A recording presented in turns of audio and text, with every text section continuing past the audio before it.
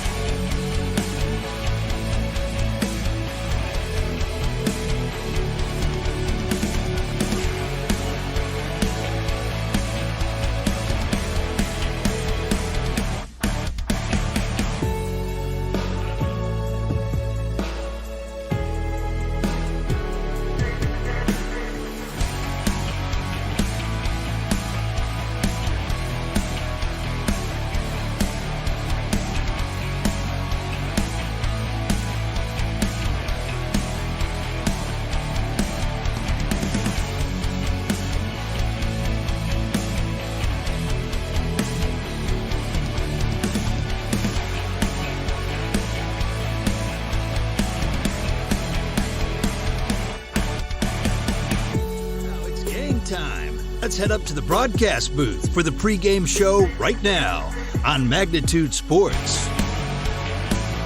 Good evening, baseball fans, and welcome to Kindred, where we are kicking off Legion baseball action. Home opener for the Kindred Vikings. This evening's matchup is going to feature visitors on the scoreboard, the Hillsboro Central Valley Burros, traveling down the interstate to face the Kindred Vikings Class B Legion baseball team on their, as I said earlier, home opener. First game of the year for Hillsboro Central Valley and the first home game series for the Vikings. My name's Josh Almaris. I'm joined alongside Nicholas Eggy, the Eggmeister Eggman. Nick, we've been able to do this in football, basketball. I got a dodgeball stint. You got a track stint, and here we are doing baseball. How you feeling? Feeling pretty good. We actually get to call a game where I'd say we both know the most about this sport.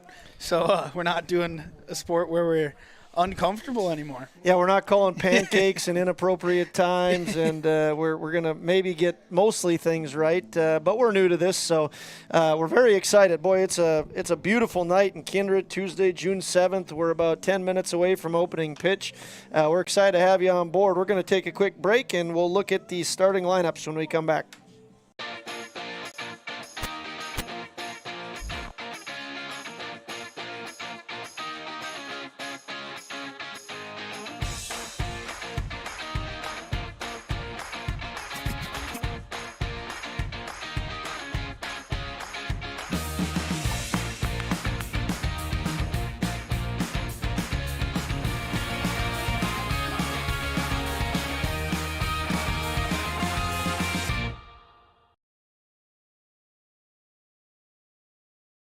Buying, selling, or leasing commercial real estate or farmland in the Fargo-Moorhead and surrounding area? From office to retail, industrial to multifamily, commercial land to farmland. As the #1 commercial sales and leasing brokerage in the FM region, Goldmark Commercial has the experience and skills to handle all of your commercial real estate and farmland needs with the highest levels of customer service and marketing around. Trust the experts at Goldmark Commercial Real Estate to lead your team to success.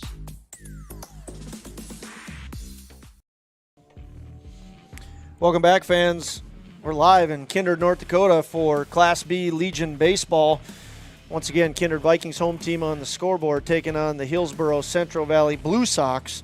Made our first air of the season there, Nick, and it didn't take us very long. No, it didn't. We're pretty excited to do this, Nick. I hope we're sounding good. All the sound just went off. Okay, we're good now. But let's take a look at the starting lineups. We'll start with Hillsboro Central Valley. This is their first game of the season, and this is how they're going to go. Wearing number 2 playing center field is Gavin Beliles. Playing second base, number 15 is Braden Walsh. First baseman, number 13, will be Cole Hebel. Cole Hebel was just nominated on the state Class B high school baseball all-state team, so congratulations to Cole on that big honor. Pitching for the Blue Sox is going to be number 12, Aaron Johnson. Gannon Limke will play left field. He wears number 8. Wearing number 17 in the catcher, Devin Johnson. Shortstop for the Blue Sox is going to be number 11, Andrew Doolum. Right fielder will be number 14, Alec Magnuson.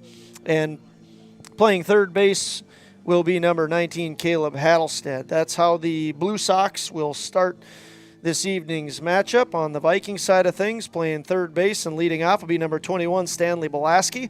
Center fielder, number 11, Xander Rath, will bat in the 2-hole. Shortstop for the Vikings will be shortstop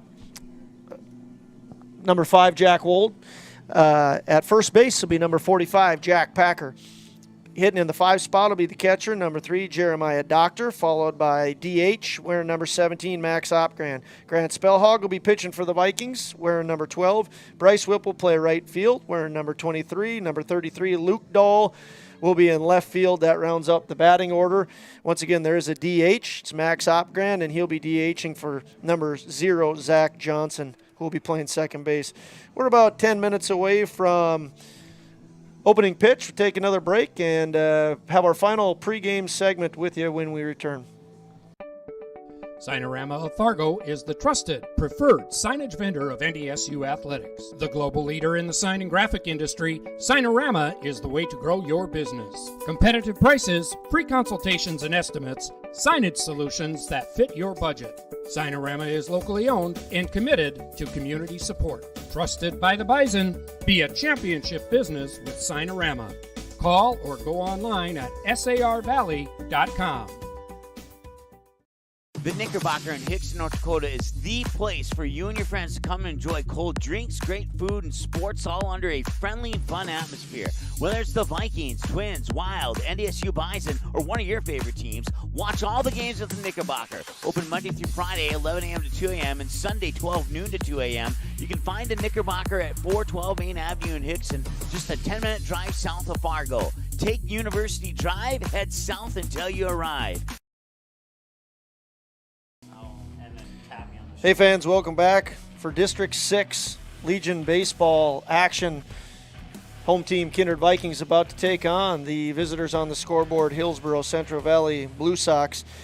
Some of you Vikings fans might be wondering the crew that you're going to see. This is the first year that Kindred has formed 2 Legion baseball teams, so they'll have a Class B Legion baseball team that you'll see in front of you here shortly. We're about 7 minutes away from opening pitch. That Class B team is made up of mostly juniors that start their junior year this year, and they'll play in District 6 of the state of North Dakota, playing teams like Hillsboro Central Valley tonight, Oak Grove, Thompson, Mayville, Gardner, Central Cass is doing a similar thing. They'll have 2 teams, one playing Class B and one playing Class A, and Hatton Northwood. The Vikings have already been in action. They played last week against Gardner and lost 2 close games. The first game was a counter. The second game was a non-counter. So they come into the year 0-1 league-wise, 0-2 overall. As I said, Hillsboro Central Valley, that's the first game.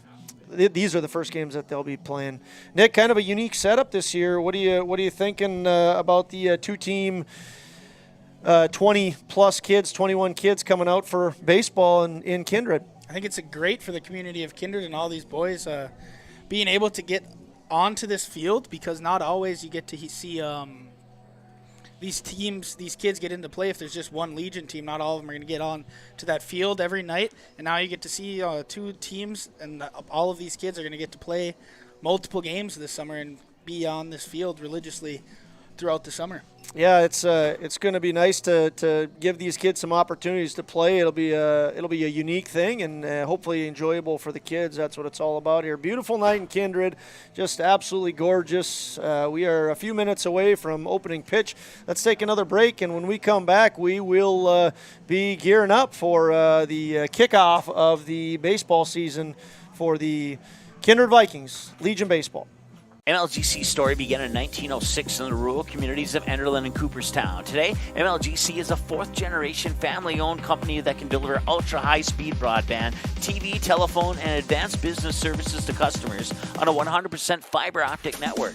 Now available in several rural communities, including Kindred. In an era of exploding technology, MLGC's goal is to deliver future technologies that make rural North Dakota a vibrant place to live and do business. Visit them today, MLGC.com. MLGC, moving you at the speed of light.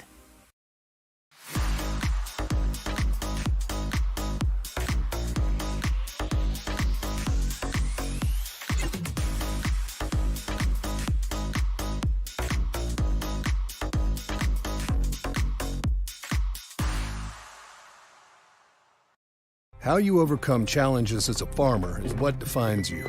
At Mustang Seeds, it's what defines us. This year brought heavy drought, late-season storms, and hail. Now is the time to savor the harvest weather and reap the rewards of the blood, sweat, and tears we've put into our fields.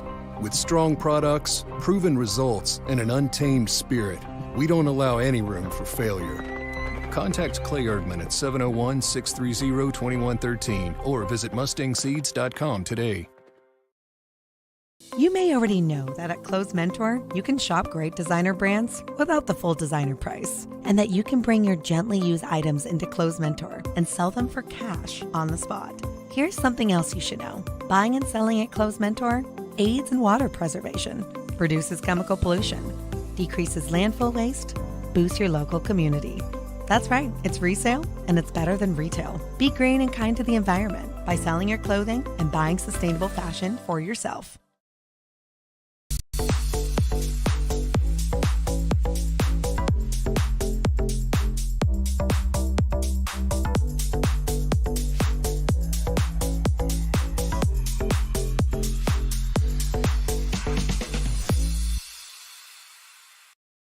Kindred Storage, built on the north side of the city of Kindred, provides secure and affordable storage. The units at Kindred Storage are new construction, isolated from water and snow, and are maintained year-round.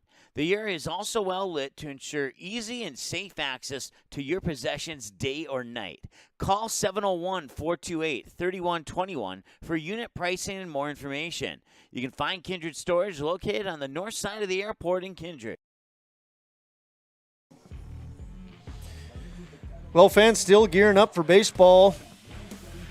The home opener for the Kindred Vikings. Class B Legion Baseball. Hillsboro Central Valley about to kick off their season.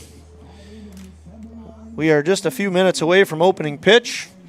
Want to give some special thank yous to our sponsors making the baseball season possible here in Kindred. Kindred State Bank and Kindred Storage.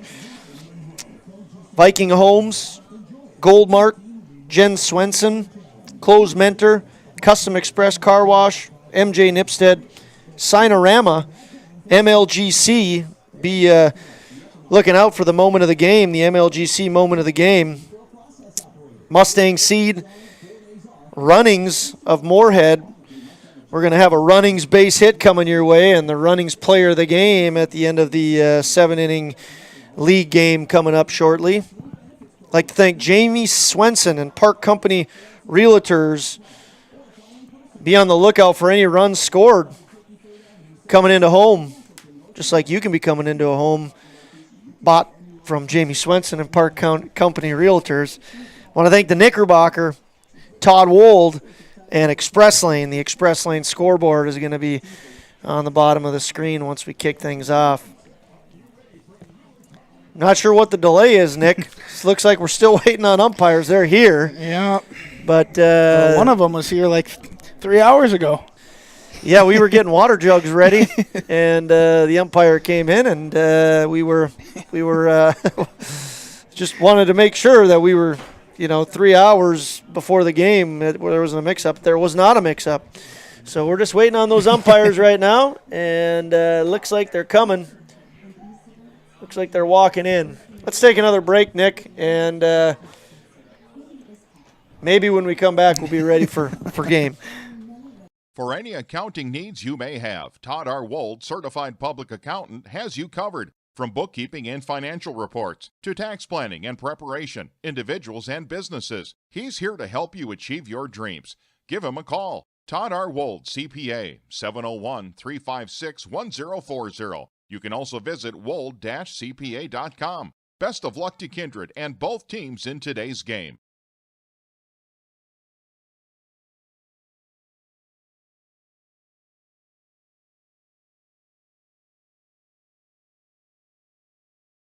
Kindred Express Lane is a friendly, locally owned convenience store open 7 days a week from 6 a.m. to 9 p.m. and offers hot stuffed pizza, smash hit subs, gas, diesel, and propane exchange. Kindred Express Lane is located at 220 First Avenue South across the street from the baseball and football field, just 3 inches away from Highway 15 in Kindred. While you're fueling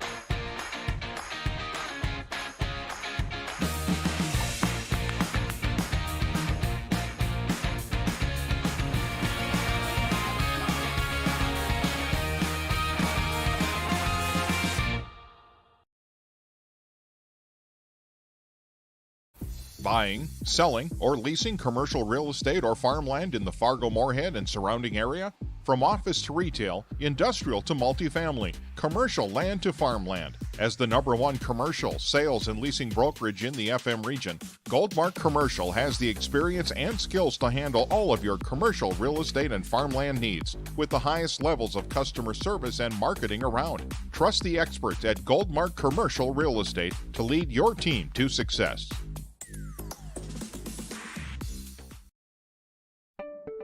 Signarama of Fargo is the trusted, preferred signage vendor of NDSU athletics. The global leader in the sign and graphic industry, Signarama is the way to grow your business. Competitive prices, free consultations and estimates, signage solutions that fit your budget. Signarama is locally owned and committed to community support. Trusted by the Bison, be a championship business with Signarama. Call or go online at sarvalley.com. The Knickerbocker in Hickson, North Dakota is the place for you and your friends to come and enjoy cold drinks, great food, and sports all under a friendly and fun atmosphere. Whether it's the Vikings, Twins, Wild, NDSU Bison, or one of your favorite teams, watch all the games at the Knickerbocker. Open Monday through Friday, 11 a.m. to 2 a.m., and Sunday, 12 noon to 2 a.m. You can find the Knickerbocker at 412 Main Avenue in Hickson, just a 10-minute drive south of Fargo. Take University Drive, head south until you arrive.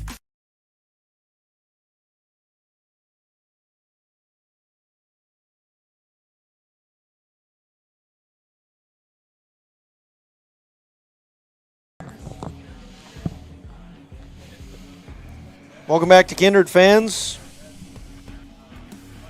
73 beautiful degrees. Fantastic night for baseball. We're getting closer, folks. We're getting closer. This one will not start on time. Nope. It's supposed to be a 5:30 opening pitch. It's 5:33. But looks like the Vikings are about to take the field. Coach Sawyer Rowland, giving a long pregame pump-up speech. And here they come, Kindred Vikings, for the first time this season, taking the field. Umpires heading to their respective positions. Art Haugen behind the plates. Scott Kosterwich going to be on the bases. Grant Spellhog, the home opener starting pitcher for the Vikings, wears number 12. He'll be pitching to Jeremiah Doctor. And that battle will, the battery battle will be between him and Aaron Johnson of the Blue Sox. Devin Johnson will be his catcher. Yeah, I've had the pleasure of coaching Jeremiah Doctor and Grant Spellhog. Jeremiah's a solid catcher back there, and Grant's a solid pitcher. The only thing he kind of struggles with from here and there is being able to get that ball across that plate, being able to get those strikes on a good basis, and that's where he falls into trouble if he starts giving those free bases to these Blue Sox players. Good evening and welcome to tonight's Legion Baseball. Good breakdown there, Mr. Eggman. Grant Spellhog going to be a junior this year, and going to get a big opportunity here to kick off the season and pick up the Vikings' first win. As we talked about earlier, the Vikings have 2 games under their belt. They played against Gardner. You know, technically I called this the home opener, but technically, you know, they were the home team while in Enderlin. The field was not playable in Kindred, so this is their second time being the home team, but this is the first Legion baseball game here in Kindred. Here we go. Grant Spellhog pitching to Gavin Beliles, center fielder, wears number 2. First pitch, bunt attempt, foul ball. Looks like he tried to get a little base hit bunt down there, catching the first baseman, Jack Packer, sleeping a little bit. Yeah, he sure did. He was definitely lining that up to the first base line. See if Jack adjusts here. Our camera view is a little bit. We'll do our best to make this work. Next pitch is a ground ball to Stanley Belaski, and he throws it across to Jack Packer. Jack Packer throws around the horn. Stanley Belaski transitioning from outfield to infield And as they say, the baseball gods are probably aware of that because he gets the first out of the season, Nick. Yes, he did. Last year he played left field mainly for Babe Ruth and went into center a little bit and also pitched. Now he's starting in the infield here for this Class B Legion team. Made that one look easy. Young man who's put in a lot of work into the weight room. Good, fast kid. We'll see if he continues to strengthen just the baseball savvy, but certainly has been impressive early on in the year, first couple weeks. Grant Spellhaug falls behind 2-0 to second baseman Braden Walsh. Where's number 15?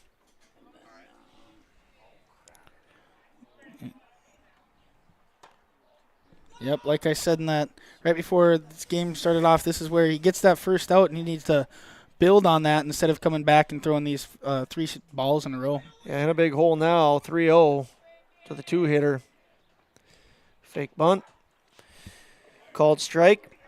Count moves to 3-1. See if Spellhaug can come all the way back. Threw 2 strikes right away to Gavin Belials. 3-1 pitch. Swung on, chopped down first base line, just barely foul.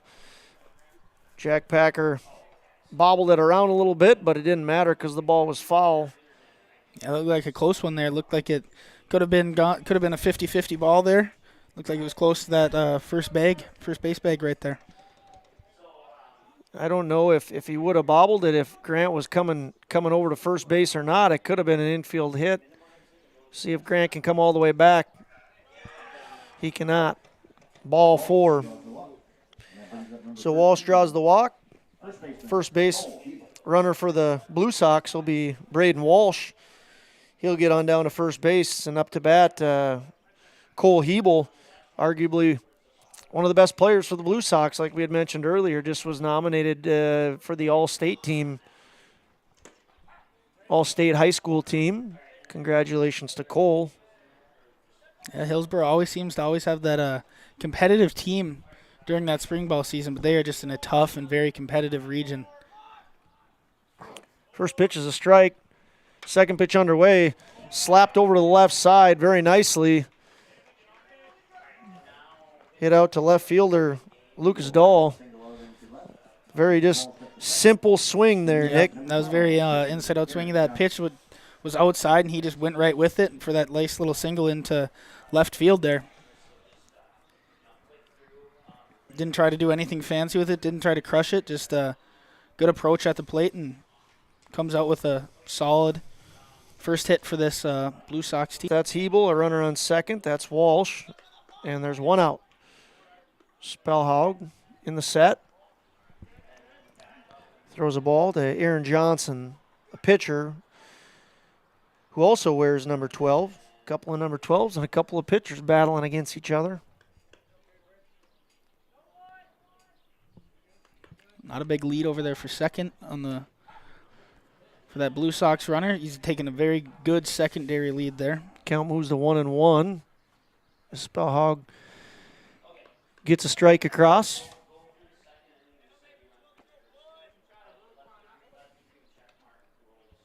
Grant checks the runners, throws inside. Oh, hits him. Hits him.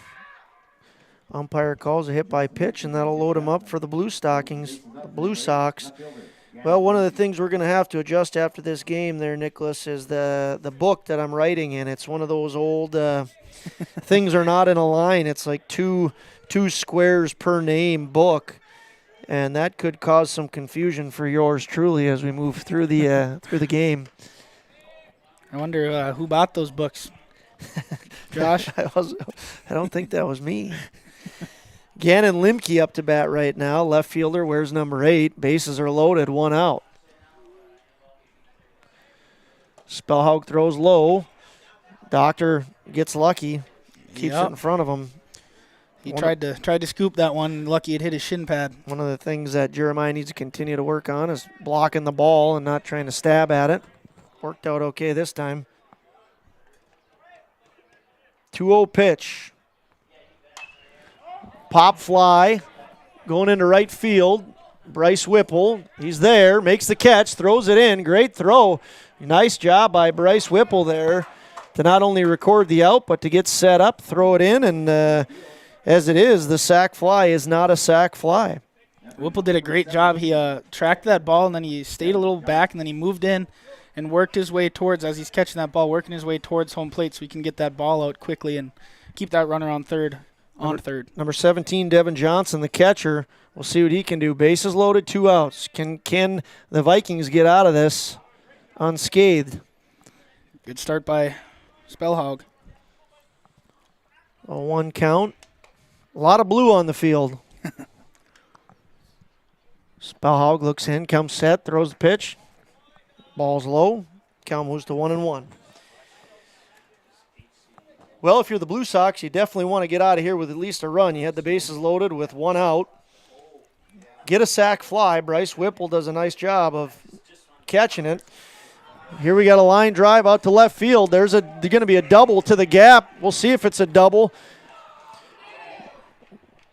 Ball is picked up by Xander Rath in center field, thrown into Jack Wold, and it is a 2-run RBI. 2 RBI double, I meant to say there. Hebel and Walsh move in. Devin Johnson moves to second. Yep, that was a great hit. Fell down and count, worked in a ball, and then worked in. Spellhog missed that ball up, it looked like, and he took advantage of that pitch and drove it into the left center gap. 2 outs. Runners on second and third for the Blue Sox. Up to bat right now is shortstop, number 11, Andrew Doolum. Takes the first pitch, hits it to left field. Nice play out in left field there by Lucas Dahl. And that'll end the inning. The Blue Sox get 2 runs on 1 hit. There were no Kindred Viking errors, and after 1/2 inning of play, it is the Kindred Vikings 0, the Hillsboro Central Valley Blue Sox 2. MLGC's story began in 1906 in the rural communities of Enderlin and Cooperstown. Today, MLGC is a 4th-generation family-owned company that can deliver ultra-high-speed broadband, TV, telephone, and advanced business services to customers on a 100% fiber optic network. Now available in several rural communities, including Kindred. In an era of exploding technology, MLGC's goal is to deliver future technologies that make rural North Dakota a vibrant place to live and do business. Visit them today, MLGC.com. MLGC, moving you at the speed of light. Kindred Storage, built on the north side of the city of Kindred, provides secure and affordable storage. The units at Kindred Storage are new construction, isolated from water and snow, and are maintained year-round. The area is also well lit to ensure easy and safe access to your possessions day or night.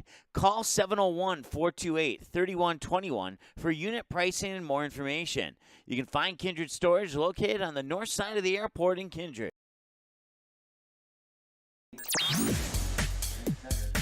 Welcome back to Kindred. Entering the bottom of the first inning, made a mistake. The Blue Sox did have 2 hits in that first inning. So it was 2 runs on 2 hits. There were no Vikings errors. Big 2-out double by Devin Johnson. Vikings were almost out of that inning. The Blue Sox loaded up the bases. Vikings were able to get to 2 outs, and then Devin Johnson had a 2 RBI double that was a big hit for the Blue Sox, and we'll see what the Vikings can do to answer. This is the Vikings batting order. Stanley Blasky leading off, followed by Xander Rath, then Jack Wold, Jack Packer in the cleanup spot, followed by Jeremiah Doctor, Max Opgran, Grant Spellhog, Bryce Whipple, and Lucas Dahl. That's how the Vikings will try to counter the 2 runs that were scored against them. They will face Aaron Johnson, wears number 12, and he is pitching to number 17, Devin Johnson, his catcher.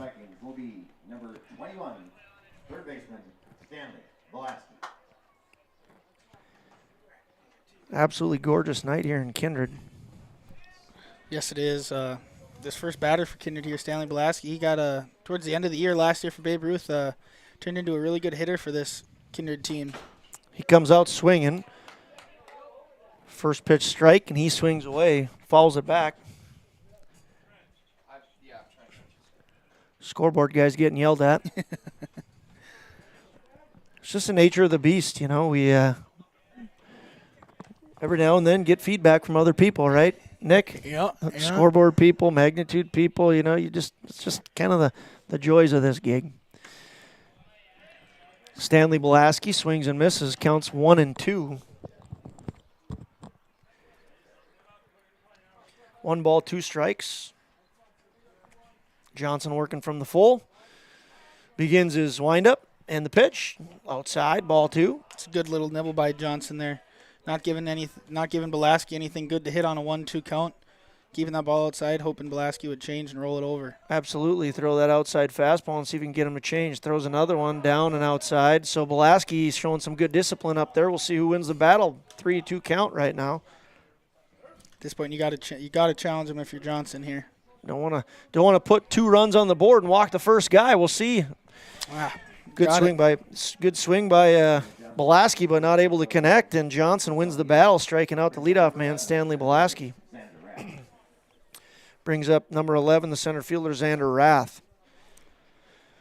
Yeah, you want to make sure if you're the Blue Sox, anything that's earned by the Vikings is going to be something that they get by hits. You don't want to put any free rides out there or give anybody a freebie, especially after you scored those 2 runs. Yep. First pitch is a strike to Rath. That's how you deflate your team right after you score those 2 runs. You walk that first guy, and that kind of momentum shifts over to the opposite team. Second pitch, off speed in the dirt. Ball 1, count moves to 1-1. One's across the board. 1 out.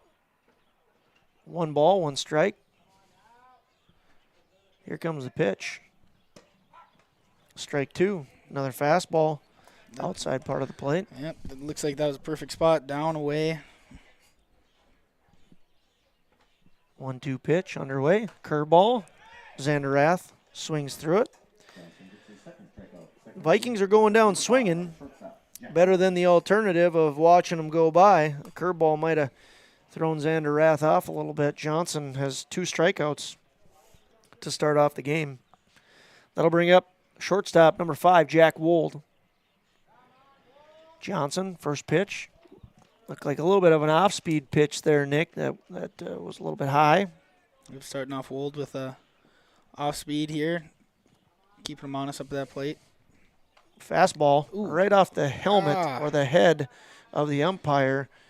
It sounded like he was wearing a helmet, but I don't know if he, in fact, is. That clipped him right on the skull. That ball was moving in quick there too, Josh. Yeah, that was a high fastball, and Jeremiah Doctor did not slow that down at all.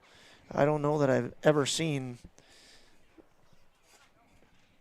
something like that before. Let's take a break, Nick, and then we'll come back.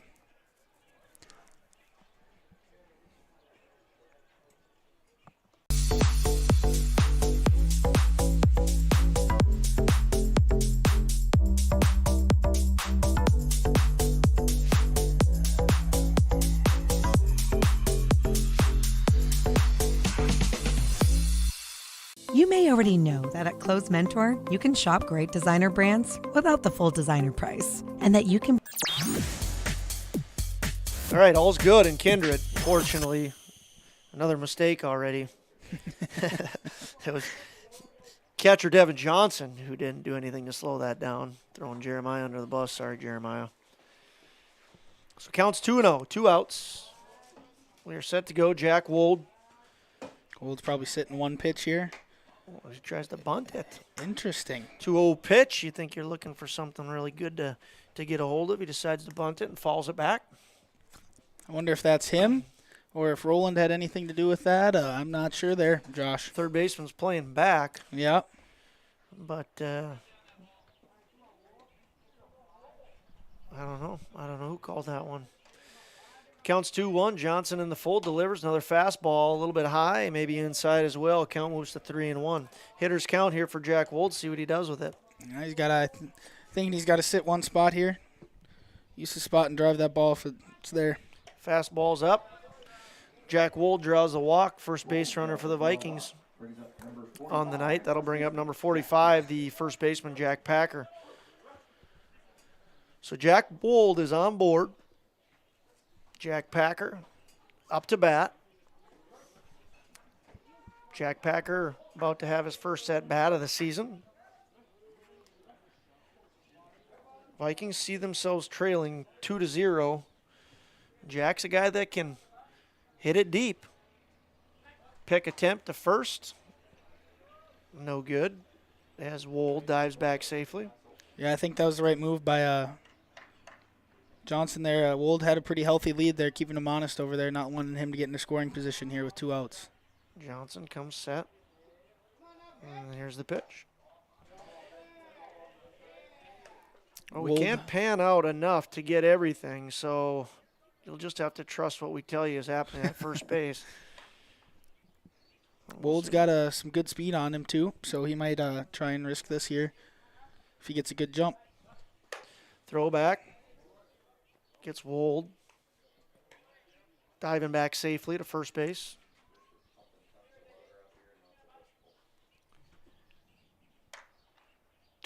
Blue Sox lead the Vikings, bottom of the first inning. Jack Packer up to bat. 1-0 count. Here's the pitch. And another ball. Yeah, Wold might be getting in Johnson's head a little here with his lead over there. It's twice he's picked him up, tried to pick him off over there. Now it's a 2-0 count to Packer, and now Packer's going to be looking for this pitch to drive. Always interesting to see how a pitcher handles the stretch for the first time. Johnson in the stretch, and he's thrown 3 straight balls. Yep.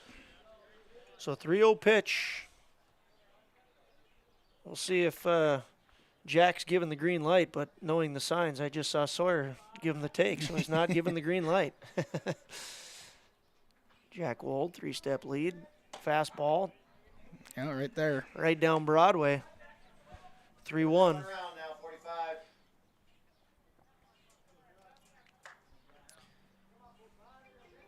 Johnson comes to the set. Another fastball.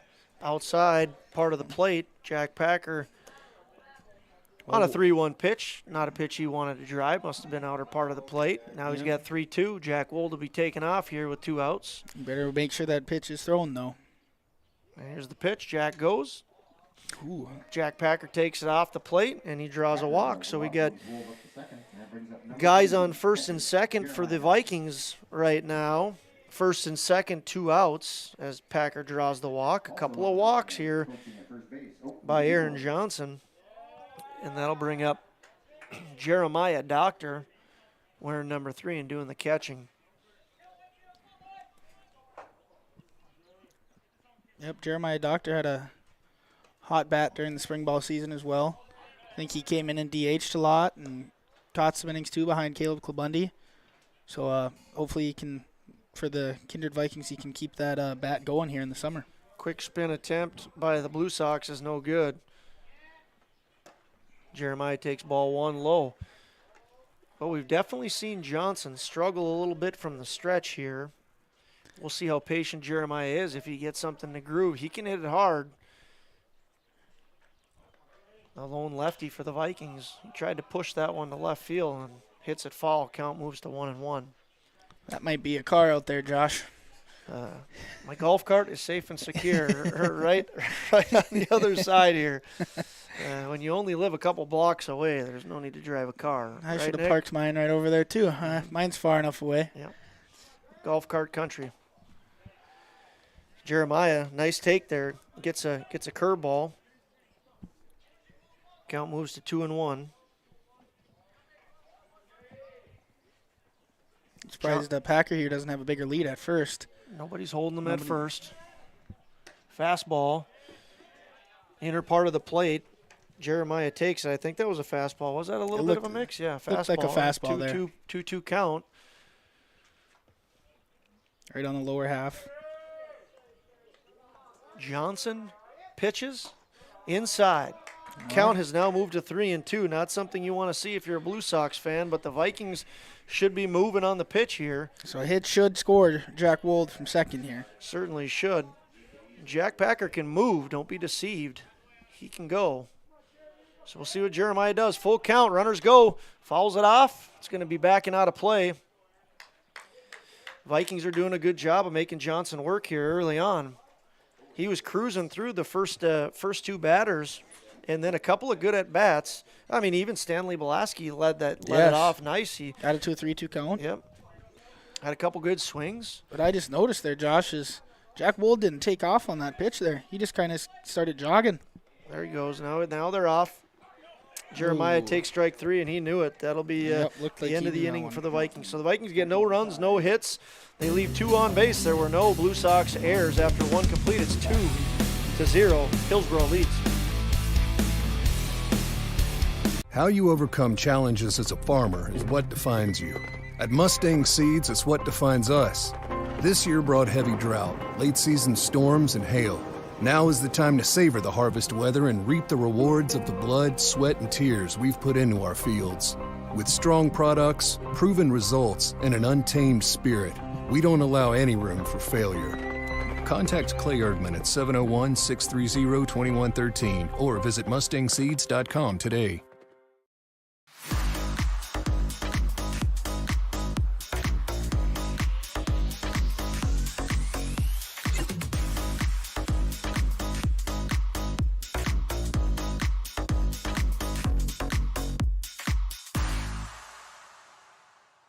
MLGC story began in 1906 in the rural communities of Enderlin and Cooperstown. Today, MLGC is a fourth-generation family-owned company that can deliver ultra-high-speed broadband, TV, telephone, and advanced business services to customers on a 100% fiber optic network. Now available in several rural communities, including Kindred. In an era of exploding technology, MLGC's goal is to deliver future technologies that make rural North Dakota a vibrant place to live and do business. Visit them today, MLGC.com. MLGC, moving you at the speed of light.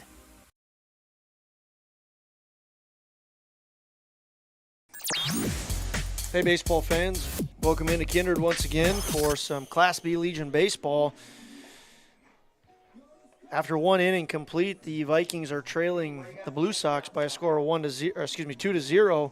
Blue Sox batted 1 through 7 in their order, so they'll lead off with their 8-hitter, number 14, right fielder Alec Magnuson, followed by third baseman, number 19, Caleb Hattlestead, and then back to the top with Gavin Beliles.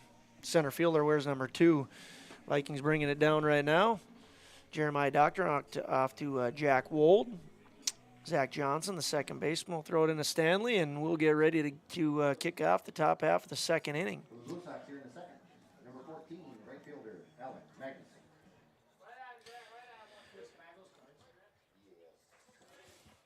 Grant Spellhog from the full. First pitch underway. Ground ball up the middle. Jack Wold unable to make the play. Going to go down as an error. I think that one's an error, yes, Josh. That's a play Jack Wold to tell you he wants to make and he should make. Tough play, but he got there. He got the glove on it. It just didn't stick in that glove.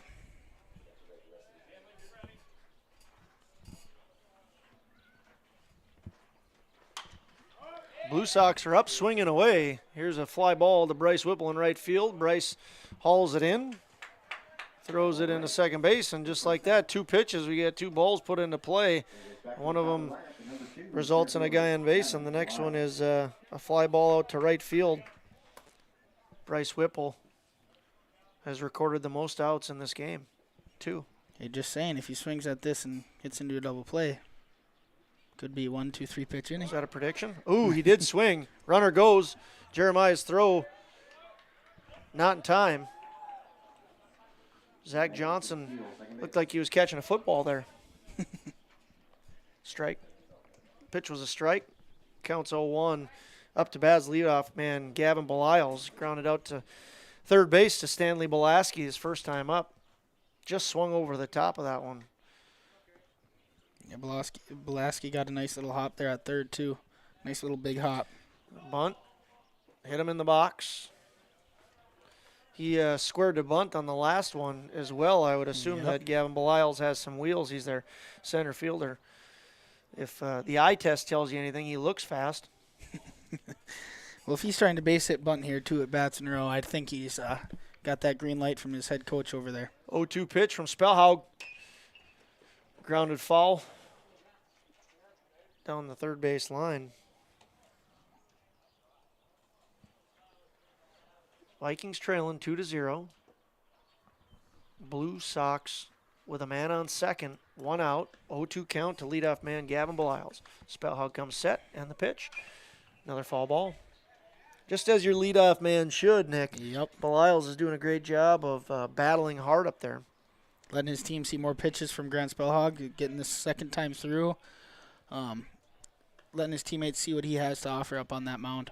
Wearing him down maybe a little bit. He's Yep. at 26 pitches, 27th pitch underway for Spellhog. Here it comes. Another foul ball. Put it on repeat. He's just continuing to foul it off to that left side as well.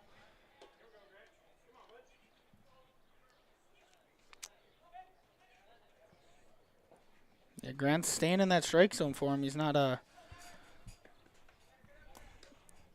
throwing anything way outside, way low, way high. It's all kind of around that plate. Oh, there's a little mix of a pitch. Looked like I don't think that was a curve. Almost looked like a little bit of a knuckler. Goes inside nonetheless, and the count moves to 1-2. See if he throws a fastball on the outer side now.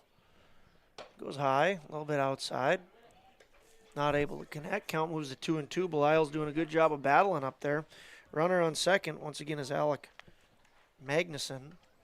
This is a great at-bat for Beliles right now.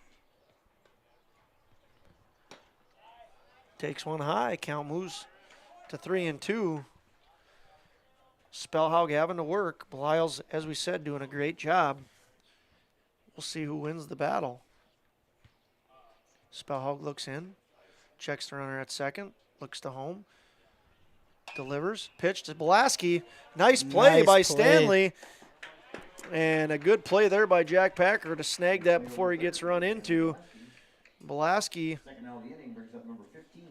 Looked like Blasky did a nice little hip gate there, or a nice little one.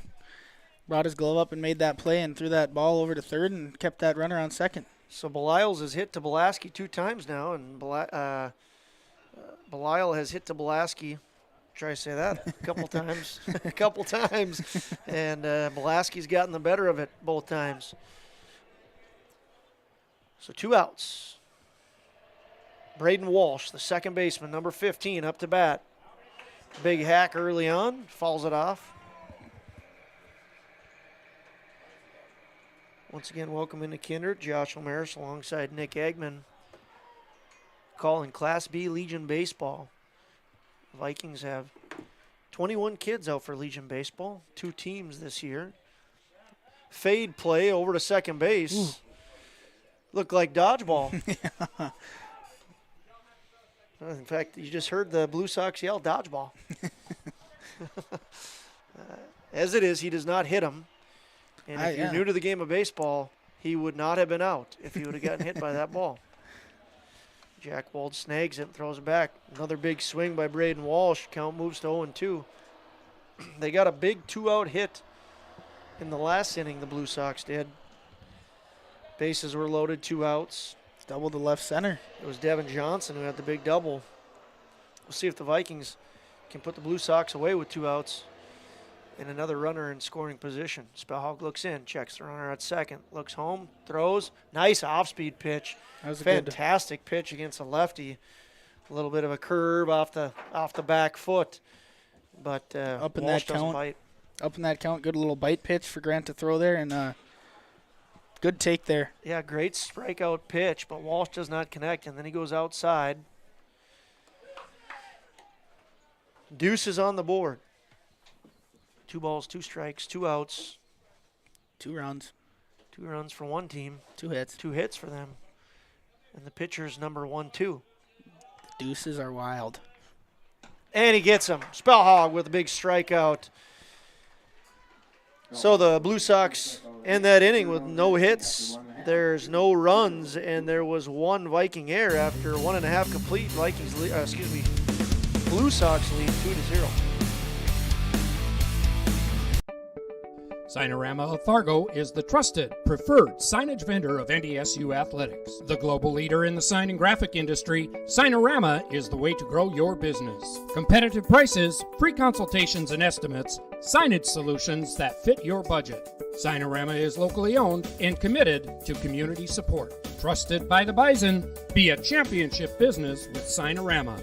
Call or go online at sarvalley.com. Buying, selling, or leasing commercial real estate or farmland in the Fargo-Moorhead and surrounding area?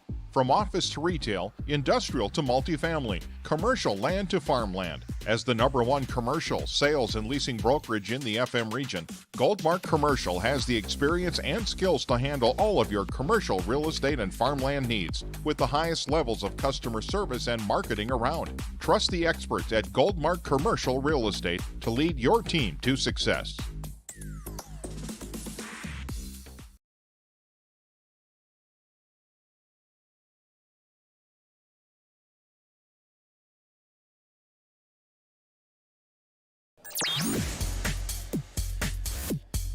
Hey fans, welcome back in. Moving to the bottom half of the second inning as the Blue Sox are ready in the field. Warm-up pitches are done. Throw down is complete. And the Vikings will bring up DH number 17, Max Opgren, to the plate, followed by pitcher Grant Spellhog and Bryce Whipple, the right fielder. First pitch underway. Fastball caught the outer side of the plate. Good take there by Max. Not a good pitch to jump on right away. Speaking of Grant Spellhog, he ended last inning with the Buffalo Wild Wings strikeout. Good call. To end through that half inning. Good curveball there, good mix. Johnson starts Opgren off 0-2. We'll see what Opgren does to go to work here. Fastball right down the middle. So Max Opgren strikes out on 3 quick pitches, fastball, curveball, fastball. Johnson makes quick work of him. Did he swing at any of those pitches, Josh? He did not. He did not. That was the old good morning, good afternoon, and good night. Grant Spellhog, the pitcher, number 12, up to bat. That's 4 consecutive strikes, Nicholas. Yep. Another fastball by Johnson. Shakes him off. Moves into his windup. Here's the pitch. Maybe I jinxed him because that's his first ball. Announcer's jinx right there. Mm-hmm. Going for that vaunted 9-pitch, 3-strikeout inning. 1's on the board. 1-1, 1 out. Swing by Spellhog. Swinging bunt, Johnson. Just a little lazy throw across, but he's able to get him. As Cole Hebel finishes off that play. Comebacker to the mound, the announcer says. It's a hot comebacker to the mound.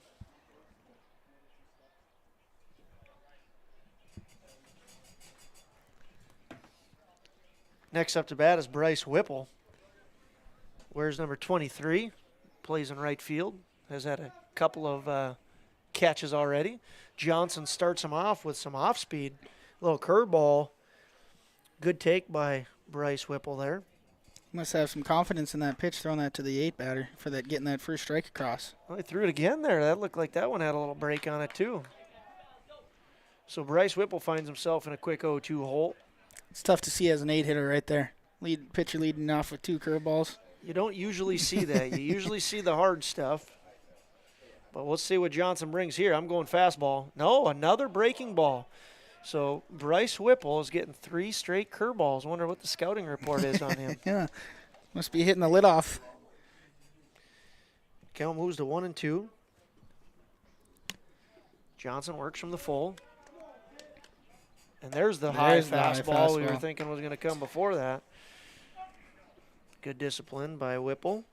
Count moves to 2-2. Deuce is back on the board.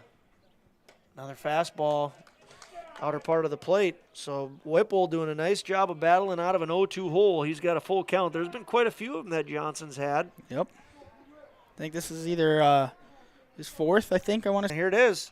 Good battle by Whipple. Falls it off. Yeah, this is his 5th full count already. It's not good for that pitch count. Nope. Another full count. Bryce Whipple. You know a guy that loved to used to do that? Do what? Go to get to full counts. Hitting-wise or pitching-wise? Pitching-wise. Yeah, so he's standing over there. himself. Yeah, Sawyer rolling. He could throw gas, but he liked to go full count. Good at bat by Bryce Whipple. Very nice at bat. Went 0-2 on a couple of unexpected curveballs to an 8 guy, and then just battles and battles and battles. Fouls one off and finds himself on first base via the walk. That'll bring up 9-hitter Lucas Dahl, number 33, the left fielder. You know, Bryce Whipple's at bat isn't only good just to get that pitch count up, but it's also now assuring the Vikings that they're going to spin it over to the next inning if Lucas Dahl doesn't get on base. And if Lucas Dahl does get on base, you put a runner on second with your top of your order up. That's exactly what your 8-9 guys need to do. Get on base for their top guys. That's right. Johnson steps back. Looks in. Must have wanted a new pitch because Whipple doesn't have that big of a lead there on first. Nope. And we don't even have a guy in the batter's box yet, but Johnson is set. Now he's going to step off, lick his fingers. The old pace has really slowed down. We'll try it again. Johnson looks in. Lucas Dahl. Ready in the box. Here's the pitch. Fastball. He puts it in play. We'll see what happens. It's going to be a tough play for the third baseman. Gathers it in. Throws him off the base. Oh, Whipple. Whipple just got himself in trouble after that great at-bat. Oh, he missed the tag, I think. Yep, he called him safe. He did not. Oh, now they're going to call him they're going to call him out of the baseline. And they're pointing to the sand. I don't know if there's a line in the sand. Probably a footprint, huh? Anyway, it's going to be an error on the third baseman, and then Bryce Whipple rounds second base, gets caught in the hot box. The tag is not applied, but they call him out at third because they say he stepped out of the baseline. So that'll do it for the second inning.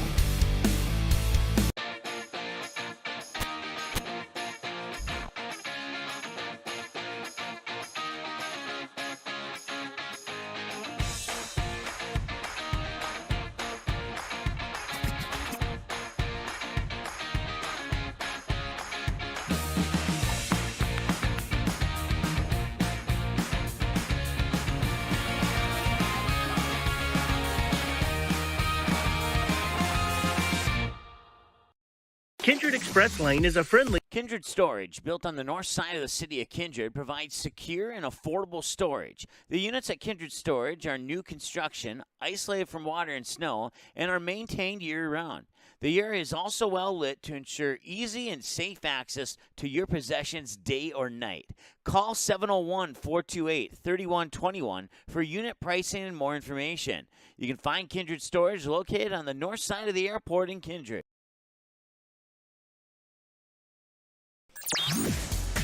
Welcome back into Kindred. We're about to begin the top half of the third inning. Cole Hebel, the leadoff guy, hits in the 3 spot, but leading off, nice diamond cutter right up the middle there. That's a grade A diamond cutter if I ever have seen one before by Hebel.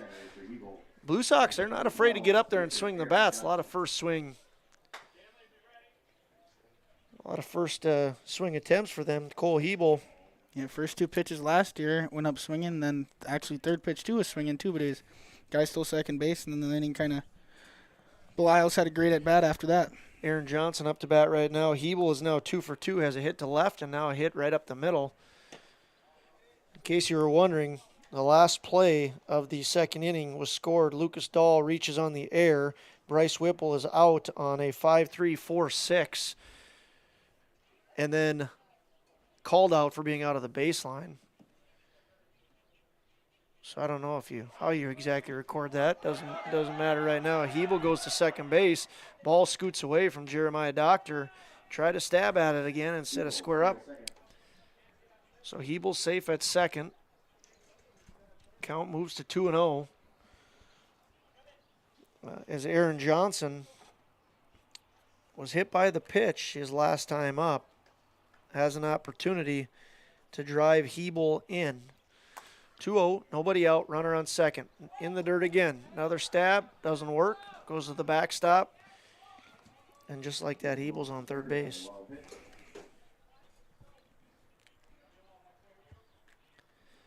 So 3-0 count. We'll see if Spellhog can battle back. Yep, one at a time here for Spellhog. Now Jeremiah Doctor behind the plate really needs to be a wall back there. Can't afford a free run. Spellhog looks in, throws it high. It's going to be a walk, 4-pitch walk to Johnson. So Johnson remains 0 for 0 with a walk and a hit by pitch. Gannon Limke flew out to right the last time up. He had runners on. He had the bases loaded and did a nice job his last at bat of getting the ball to the outfield, Gannon Limke, that is. But it wasn't deep enough. Bryce Whipple out and right made a nice catch, got it in quick. Wonder if we see a little first and third action here, Josh. I didn't see Kindred put on a play here for where they're throwing that ball. So we'll see Aaron Johnson on first. Spellhog looks over at first. Now comes set. Pitch. Runner does not go. Takes a couple hard steps to second. And the pitch is a ball. So Spellhog now has thrown 5 straight balls. It's lucky he's not at Texas A&M, I think, right now. Pretty cutthroat there. And there's number 6 in a row. So what are you telling the Blue Sox players if you're in the box? If you're in that box right there, you are that ball is not squared up and hit hard. You took a bad swing. So we got a meeting on the mound. Coach Rowland comes out. We'll take one with him. 30-second break, and we'll be back with you.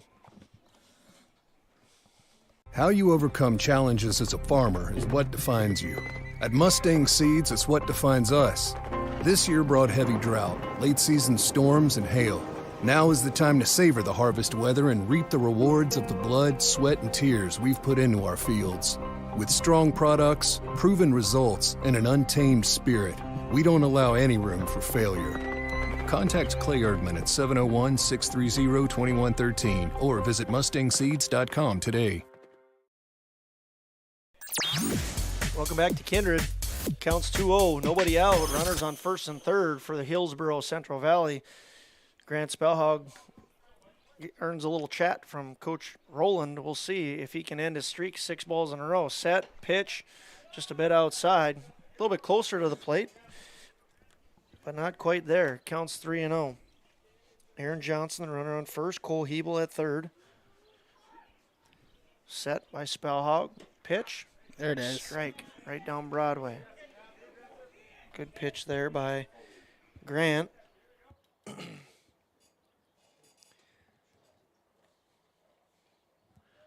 Set, pitch, same thing. Bryce Whipple, fly ball. Here we go. No real even attempt to tag there by the guy on third. He was set to tag but didn't bluff it too much. Bryce Whipple throws it all the way to the catcher. Maybe a missed opportunity there by Aaron Johnson to move to second. That's what I was about to hit on there. As soon as he saw that, it looked like Whipple threw that ball pretty high up in the air. Aaron Johnson should have read that right away and maybe taken off. So Gannon Limke, for the second time, flies out to right, is unable to get it quite deep enough to score the runner on third, and there's one out. Guys on first and third for the Blue Sox. And up to bat is Devin Johnson, the catcher. He had a big hit his last time up. Double to the left center field gap. Scored 2, and that's the difference in the game right now. We've got a MLGC moment of the game coming later. That's certainly an option for it. Can't get the camera all the way back, but you could hear it, the ball bang on the top of the grandstand. I'd like to thank Express Lane for their sponsorship. The Express Lane scoreboard reading 2-0 right now. Counts 1-1. Devin Johnson, as I said earlier, had a double. Runners on first and third. Nice curveball there by Spellhog. Didn't get that batter to bite, though. Batter stayed true and watched that curveball down low. Well, good pitch against a good hitter. But the good hitter prevails in just letting that one go and not getting himself out. Spellhog throws it low. Once again, Jeremiah doesn't square it up, tries to stab at it, doesn't work, and the runner will score. Both runners move up, so Cole Hebel in for the third run for the Blue Sox. Count moves to 3-1. We'll see if Grant can can battle out of this. He's got one out on the scoreboard. It's a fly out to Bryce Whipple. Comes set, pitch, no good. And that'll put Devin Johnson.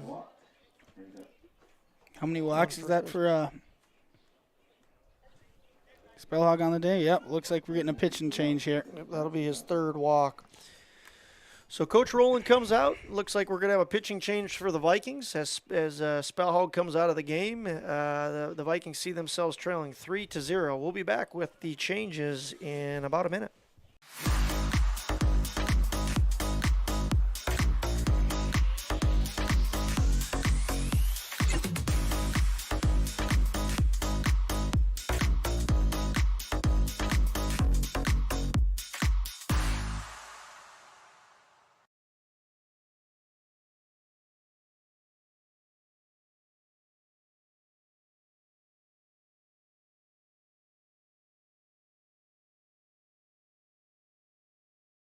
MLGC's story began in 1906 in the rural communities of Enderlin and Cooperstown. Today, MLGC is a fourth-generation family-owned company that can deliver ultra-high-speed broadband, TV, telephone, and advanced business services to customers on a 100% fiber optic network. Now available in several rural communities, including Kindred. In an era of exploding technology, MLGC's goal is to deliver future technologies that make rural North Dakota a vibrant place to live and do business.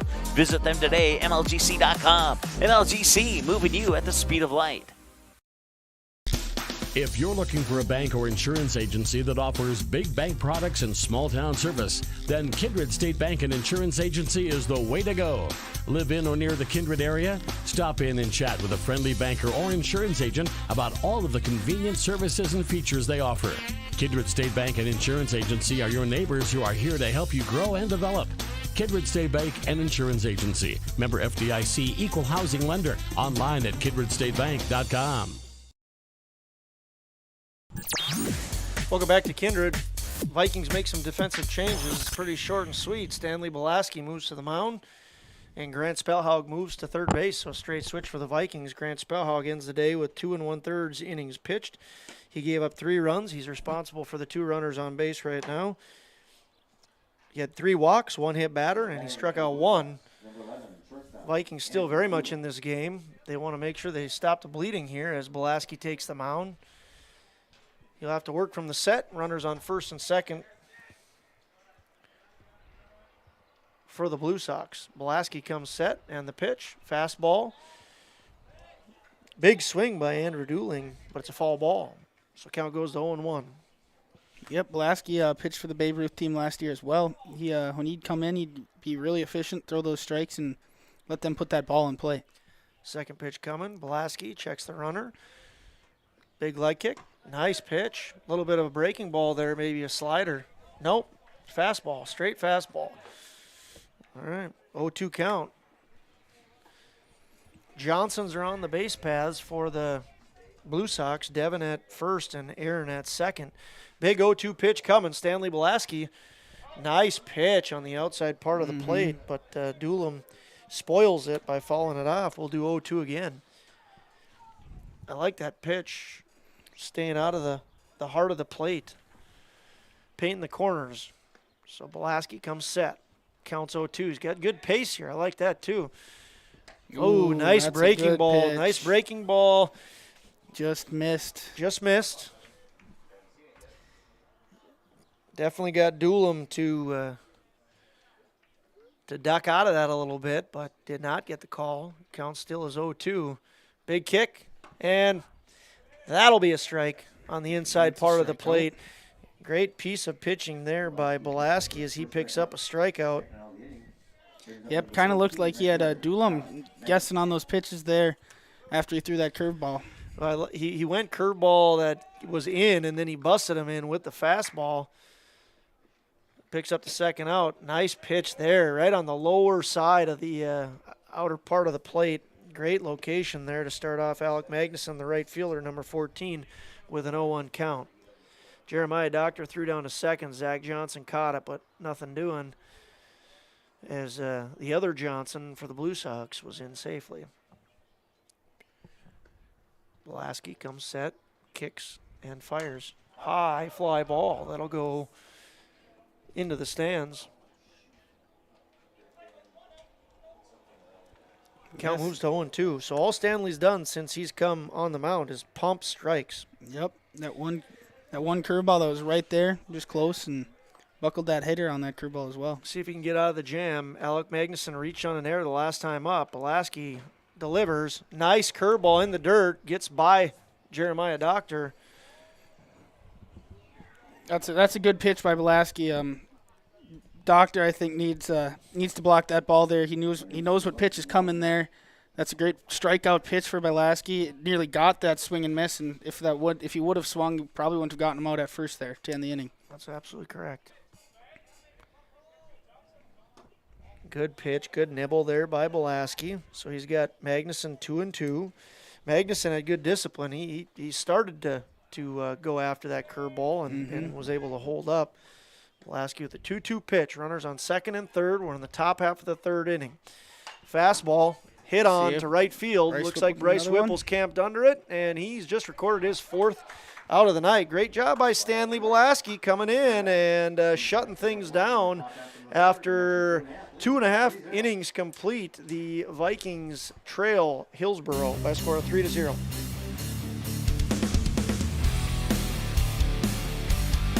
The Knickerbocker in Hickson, North Dakota is the place for you and your friends to come and enjoy cold drinks, great food, and sports all under a friendly and fun atmosphere. Whether it's the Vikings, Twins, Wild, NDSU Bison, or one of your favorite teams, watch all the games at the Knickerbocker. Open Monday through Friday, 11 a.m. to 2 a.m., and Sunday, 12 noon to 2 a.m. You can find the Knickerbocker at 412 Main Avenue in Hickson, just a 10-minute drive south of Fargo. Take University Drive, head south until you arrive.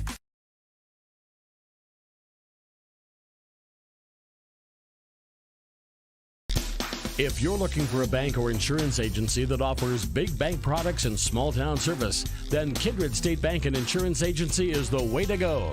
Live in or near the Kindred area? Stop in and chat with a friendly banker or insurance agent about all of the convenient services and features they offer. Kindred State Bank and Insurance Agency are your neighbors who are here to help you grow and develop. Kindred State Bank and Insurance Agency. Member FDIC, Equal Housing Lender. Online at kindredstatebank.com.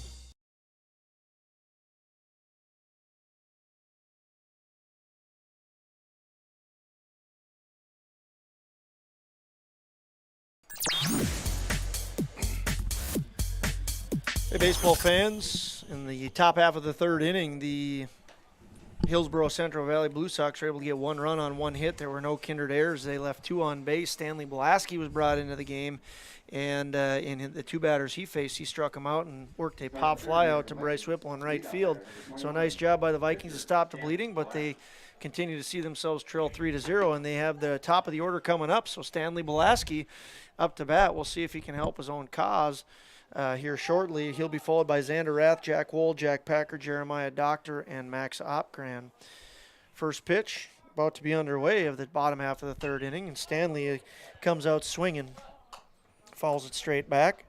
Guys, first at bat too, he fouled that first pitch straight back. See if he can kind of straighten that thing out, get that ball to go into fair territory. Johnson working on pitch number 45 here. Off-speed pitch, off the plate. Good curveball. Started it over the middle of the plate and tried to get Belaski to chase, but he's shown some very good discipline up at the plate. Belaski has. Stanley struck out in his first at-bat. Counts 1-1, 1-1, as Aaron Johnson winds and delivers. Ooh, fastball. Looked like a little bit of a delayed call there by Ballou behind the plate. Good framing by Johnson. Got to give your catcher some credit there, but the call goes against Belaski. We'll see what happens next year. Curveball, a little bit of an off-speed. Stanley swings through it, so he's 0 for 2 with 2 strikeouts. Borderline call really changes things, doesn't it? 1-1 count to a 2-1 count, but instead goes to a 1-2 count, and good pitch, good off-speed pitch by Johnson there. Well, great job that Johnson going for the kill there right away, and good pace, and just does a nice job of attacking, taking advantage of a borderline call. We're not going to call it a bad call, but Xander Rath squares to bunt, and it's He is not able to connect. It goes as a strike, and the next pitch is a ball. Counts 1-1. Xander Rath has some good speed. If he could have got that down that third base line, might have caught that third baseman off guard a little bit and gotten down that line, gotten a base hit bunt. Xander Rath has some excellent speed. Big part of the track championship that the Vikings earned this spring. Just a youngster, going to be a junior. So you're exactly right. He puts something in play. It's going to be tough on the ground for the Blue Sox to throw him out. But he's going to have to do that. He struck out in his first at-bat. He sees himself in a 2-2 count. If I'm not mistaken, it was a curveball, too. Kind of switched up Xander's swing. See if he gets another one here. Nope. Good battle up there by Rath as he falls it off. If I'm a betting man right here, Josh, I think it's going to be a curveball here. I would agree with Johnson. you. I think there's going to be an off-speed curveball pitch here. And the ump just got hit in the head again. Did he really? Yep. What did he get hit in the head with? Yeah, baseball. So it bounced off the foul ball bounces off the back of the net, and they're really trying to knock some sense into Art Haugen there. I don't see very many umpires not wearing the skull, or maybe I just don't notice it until now. But he's paid the price, Artez. There it is. There's that curveball. Just missed it up high. Yep. Yeah, he does. Johnson doesn't like that pitch either. He knows he can't miss that pitch up high. No, you're missing that one down low. He's not able to do so. 3-2 pitch underway. We'll see if Xander can work himself on. Ooh. Catches the inside corner, and Xander Rath goes down. And that's a Buffalo Wild Wings strikeout for Johnson, his 6th one of the night. Thank you, Buffalo Wild Wings, for sponsoring baseball action here in Kindred. Johnson has picked up 6 of them. That's a 6-pack of wings. It is. Snack pack, Buffalo Wild Wings. I need more than a snack pack when I go to Buffalo Wild Wings, Josh. Jack Wold up swinging. He walked in his first at-bat, 0 for 0. Now sees himself in an 0-1 count. He kind of started that first inning 2-out rally there. Him getting on, Packer getting on. And then Jeremiah Doctor working in a good at-bat, but ends up striking out, if I'm not mistaken. Strike on the outside part of the plate here. Jack Wold sees himself down 0-2. Johnson looks in. He works well out of the full. The only time he's run into problems is when someone has gotten on base. Curveball, good block. It's a great block with no one on base there. Still working his stuff behind the plate. Working his block. Magic behind that home plate. 1-2 pitch. It'll be his 58th Johnson's of the evening. Another curveball. Looked like it hit him right in the head. Everyone's getting hit in the head. So we've had 3 hits in the head today so far. Jack Wold's the first batter to take one, and the umpire's taken a couple today. So Jack Wold picks up another that was a hit by pitch. That's a frustrating one. You have him 0-2. It goes to 1-2. You throw him a curveball to beat him, and you don't even get your money's worth on a curveball. So it's just kind of like one of those all-around bummer deals. And that'll bring the big man, Jack Packer, to the plate, number 45. 2 outs, Wold on first. Vikings trailing 3-0. Fastball. There Packer. it is. Wold better get going. It's a gapper. It's going to right center. Wold, 2 outs. He should score. Packer's going into second base. Throw's coming in. Packer will come in with a stand-up double. Excellent hit by him.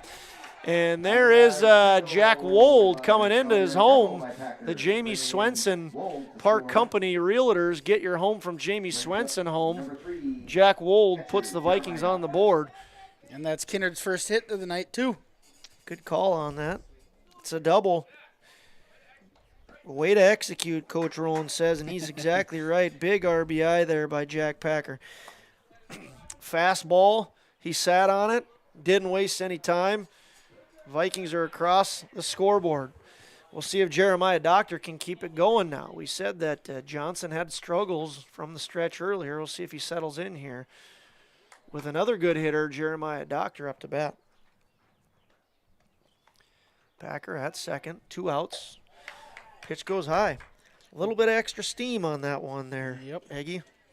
Yeah, it looks like he's getting frustration out on that pitch. And another thing, Jack Packer on second. Big boy can hit the ball, but he's got some wheels too. A hit to the outfield should be able to score him if he gets that good secondary jump. Leaving it high here to Jeremiah Doctor. So Jeremiah, if you're him, you're looking for that high fastball right now, right at the upper part of the strike zone, and he could hit one out and tie this game.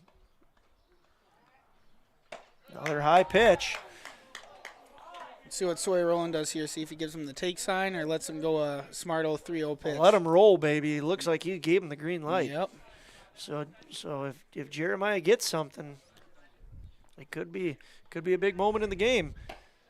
Ooh, that's a good leave. That's a good leave by Jeremiah there. Absolutely. It was a strike call. Maybe a little bit on, we'll call it outer part of the plate, and on the low side, Jeremiah still hitters count 3-1, runner on second. Johnson set, delivers. Fastball, a little bit up in the zone. Jeremiah fouls it off, and the count moves to full. 3 balls, 2 strikes, 2 outs. Jack Packer on second. Jeremiah Doctor at the plate. Devin Johnson catching, and Aaron Johnson about to throw a 66th pitch. And here it comes. Oh, good take. Good take. Oh, Jack Packer, look at this situation here. The big guy moves down to third. Everybody was unaware of the sneakiness there of Jack Packer when I think he just kind of had a little bit of a brain fart and was jogging down to third. And there he is. So the Vikings now have Jeremiah Docker walk to first. I don't know if Jack Packer I didn't see him moving on the pitch, but he must have thought someone was, he just jogged down there. I did notice that they weren't holding him on very well over there on second. He got a big lead early. So I don't know if he decided, hey, maybe I'll try and delay steal here. Or he just thought Jeremiah went around on strike 3 and is going to give his stuff to Coach Rowland. I'm quite certain Sawyer did not call that play. But we got a meeting on the mound. Let's take a 30-second break. Vikings have runners on first and third. They're threatening in the bottom of the third inning. Buying, selling, or leasing commercial real estate or farmland in the Fargo-Moorhead and surrounding area? From office to retail, industrial to multifamily, commercial land to farmland. As the #1 commercial, sales, and leasing brokerage in the FM region, Goldmark Commercial has the experience and skills to handle all of your commercial real estate and farmland needs with the highest levels of customer service and marketing around. Trust the Sorry to our sponsors. We got to get into it here. Max Opgren up to bat, the DH. Big moment for the Vikings in the game, potentially. Max Opgren, big hitter. He puts it in play right away. He's got a little bit of a hole. See if the shortstop can make up for it. He does. Great nice play by the shortstop. And that'll retire the Vikings. Big play. Max comes up to bat, gets something early on, but just not able to connect. So it'll be a 6-3 putout for the Vikings. For the Blue Sox, and the Vikings trail 3-1. They're on the board, though. Buying, selling, or leasing commercial real estate or farmland in the Fargo-Moorhead and surrounding area? From office to retail, industrial to multifamily, commercial land to farmland. As the #1 commercial, sales, and leasing brokerage in the FM region, Goldmark Commercial has the experience and skills to handle all of your commercial real estate and farmland needs with the highest levels of customer service and marketing around. Trust the experts at Goldmark Commercial Real Estate to lead your team to success.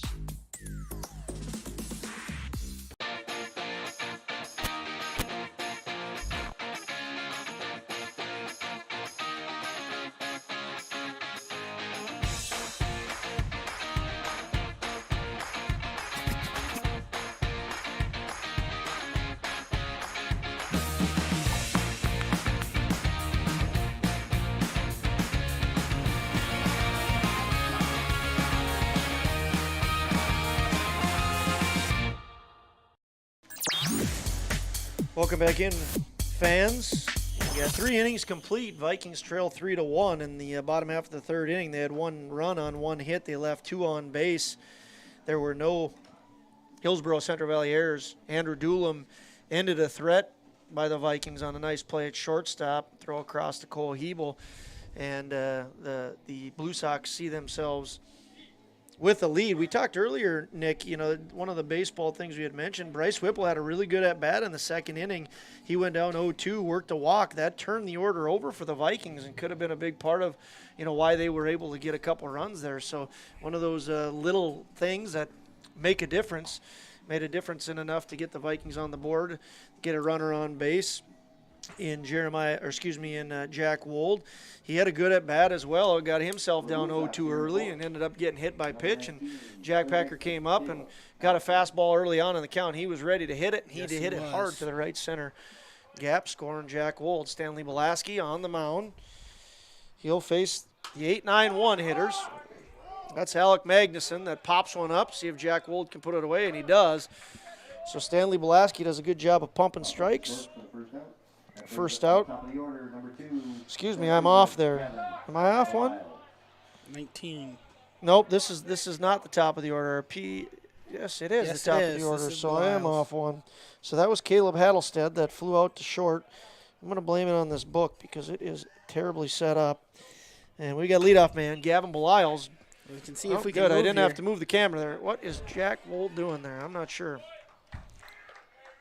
Well, that's an error on. That was definitely an error. Yep.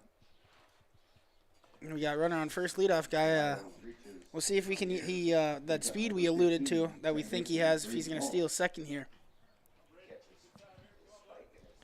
So yeah, he must have caught his spike on his pants or something. But a ground ball to Jack Wold. Yeah, it kind of looked like he double clutched that ball twice. So I don't know. Double clutch twice. That's a good call there, Josh. It's a great call. That's a double negative, so he didn't actually clutch. He leaves early. Belaski sees it, and just like that, they make up for it. So Belials must have been looking to time up Belaski. Belaski does a good job of recognizing it. They should not be calling a balk here. He definitely stepped back. Nope. That looked to be the right call, if you want my humble opinion, Nick. We just got it there. He stepped back, did everything right, and Jack Wold got to the base for a tag. So 2 outs. Brings up second baseman number 15, Braden Walsh. Yeah, I'm wondering why Belials must have just thought he had Stanley timed down and. Oh, that's a good pitch there. Not sure where that one missed, but it goes as a ball. Good curveball, smart pitch to the 2 guy. Braden Walsh struck out and has walked. There's a nice strike. Goes back-to-back curveballs, Belaski does. Belaski has some good bend on that curveball. Well, I've been very impressed with Stanley. I know he struck out twice, but ever since he's come into this game, he's been nothing but strikes and letting them get the ball in play. Well, he mixes those 2 curveballs up with a good hard fastball on the outer part of the plate. It's a tough pitch to hit. Kept it low, too. 1-2 pitch coming from Belaski. It's another. Looks like a fastball. Jack Packer goes and gets it, but Belaski, maybe as we were just talking him up there, did not go and cover first base. Jack Packer showing his athleticism there and records the 3rd out. So the Blue Sox get no runs on no hits. There was 1 Viking error, and after 3.5 complete, Blue Sox lead 3-1.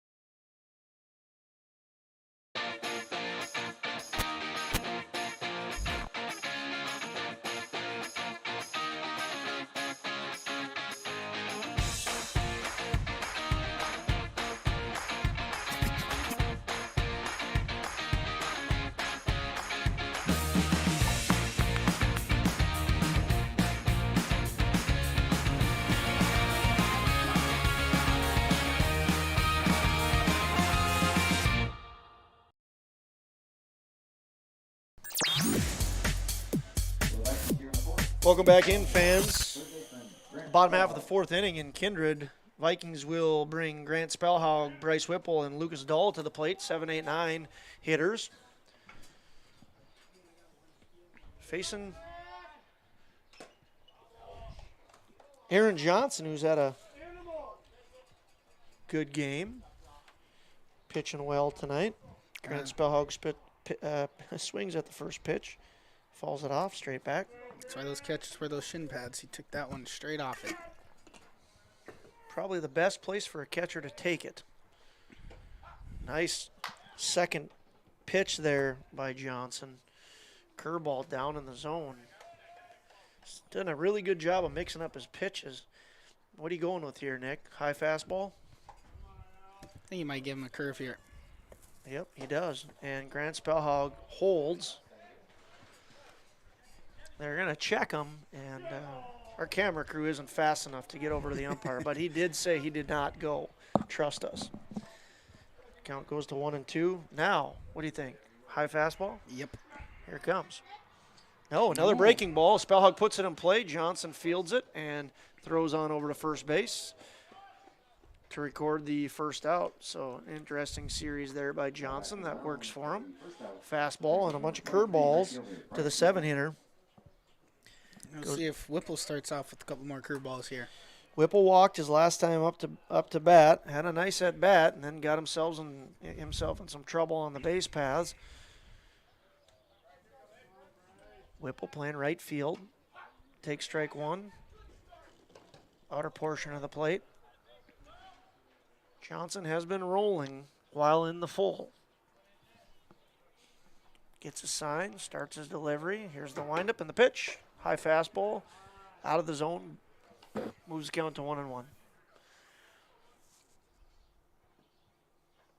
Johnson on a 74th pitch. They're capped in Class B at 120. It's a high fastball, moves the count to 2-1. Pitching rules are different from Class B to Class A. So he's got a lot of game left, Johnson does. Throws that one in the dirt. Count moves to 3-1. Let's see if Bryce can work another walk here. I mean, he took the first fastball, but it was not a hitter's pitch, so a good take, not getting yourself out, and he's been disciplined up there since then. Here's a fastball. Must have been on the inner portion of the plate, but it sure looked good up here. Looks pretty sweet up here, yeah. 3-2 pitch. That might have been the best pitch he could have gotten, but he better admit if it's close here, he better be swinging. Good battle up there. Couple great at bats here by Bryce Whipple. Yeah, he's seen a lot of pitches. 3, 4, 5, 6, 7 in his first at bat. Actually, 8 in his first at bat. Here's the good hit there by Bryce Whipple, just beyond the outstretched arms of the shortstop, Andrew Doolum. Those are two great at bats, Josh, for that 8-hitter. Now, if we see Johnson, I don't know if he's going to try and. They're down 2 here. 2 outs, or 1 out, maybe get the second out here on a sack bunt for Stanley Belaski and for that 1 spot, but might let Zach Johnson, or Luke Dahl, my bad, go up there swinging. Well, not only has Bryce had gotten on baseball times, he's seen 15 pitches. Yes. So he went 0-2, ended up walking, and now he hits a really nice hard shot beyond the outstretched arms of the shortstop. Hard hit ball. And he's on base for the second time. So we'll see what the Vikings can do with it. They have a runner on. They trail by 2. They have their 9-hitter, number 33, left fielder Lucas Dahl up to bat. Lucas Dahl in his first at-bat hit it to the third baseman, hustled down to first, and the third baseman because he had to rush, threw it away. Oh, that one I think he might have went on. We'll see. Yes, he did. So he moves to 0-2. If I'm a pitcher there, I think I'm throwing that exact same pitch. Yep. Keeping that high fastball up there in the air. Just saw Luke Dahl swing at it and try and get him to swing at it again. Yep, he bid on it, and you don't want to probably throw a curveball in the dirt, move your runner over to second, and have your top of your order coming up. So we'll see what happens. He does go to the breaking stuff. It's down and out. Moves the count to 1-2. Devin Johnson, the catcher for the Blue Sox, he's done a nice job. He's keeping most everything in front of him. Johnson comes to the set, throws over to first. Whipple pickoff dives attempt. back in safely. Good lead by Whipple.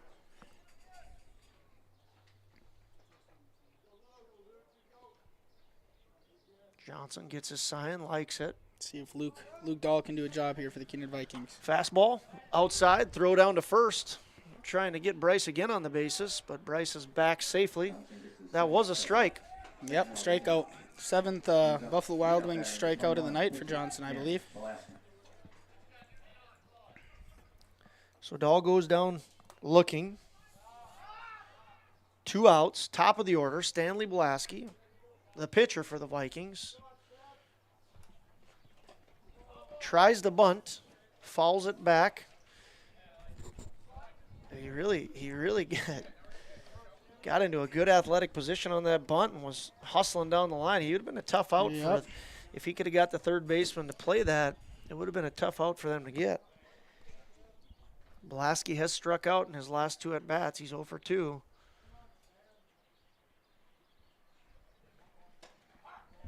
Now he's down 0-2.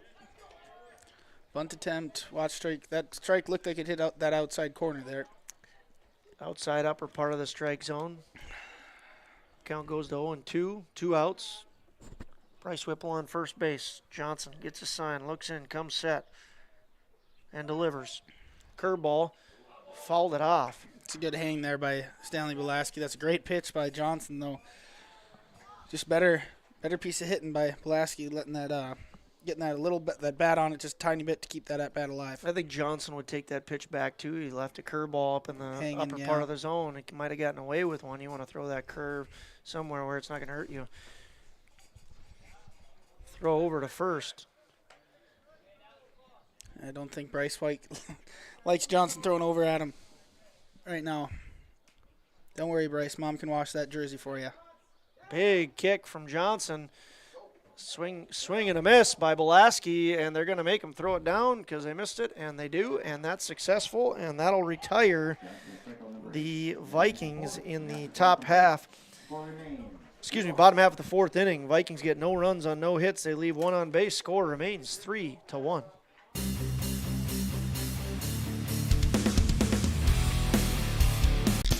If you're looking for a bank or insurance agency that offers big bank products and small town service, then Kindred State Bank and Insurance Agency is the way to go.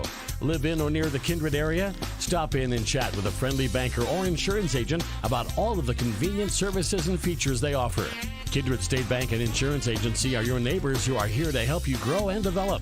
Kindred State Bank and Insurance Agency. Member FDIC, equal housing lender. Online at kindredstatebank.com.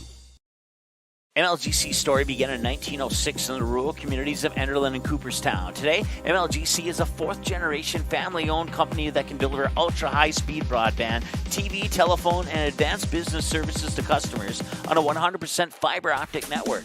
Now available in several rural communities, including Kindred. In an era of exploding technology, MLGC's goal is to deliver future technologies that make rural North Dakota a vibrant place to live and do business.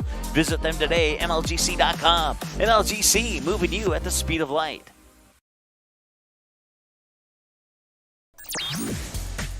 Well, an absolute gorgeous night here in Kindred. We are enjoying some Legion baseball action.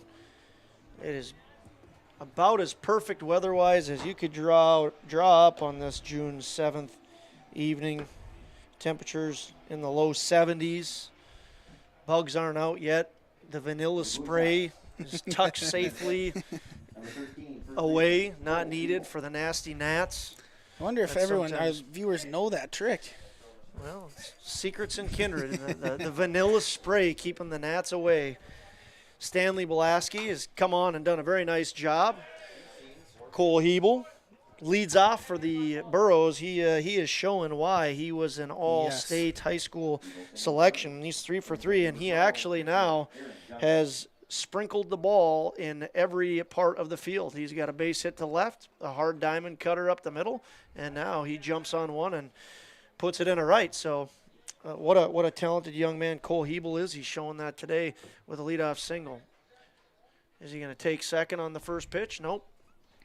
Fairly big leg kick here by Blasky, something he might have to consider changing up in his game, working the slide step Aaron Johnson, the pitcher, up to bat. He's been hit by a pitch, and he's walked. Big kick. Coach Walsh unable to make the play there at third base. Surprised he tried to make that play. That ball was coming in a little hot. Oh, come on now. Oh, like you would have made that play. Of course I would have, Nicholas. A couple of comments up in the press box, and here goes the runner. Curveball, nicely placed on the left side of the line. Wold was covering the base. I don't know if he'd have been able to make that play as it was. It just comes just a little too far for Grant Spellhaug. And Aaron Johnson gets his first hit of the night, but he has been on base all 3 times. He's 1 for 1 with a hit by pitch and a walk. That'll bring up Gannon Limke, left fielder, wears number 8. He's flown out to right field both times. We got a new hitter? Nope, that's number 8. So Gannon Limke steps to the plate. Bunt situation here. Vikings are looking like they're prepared for it, but Looks like Zach Limke's Johnson is not in position right now. Looks like Limke's up in the box right now. Yep. And he's not going to bunt. Take strike 1.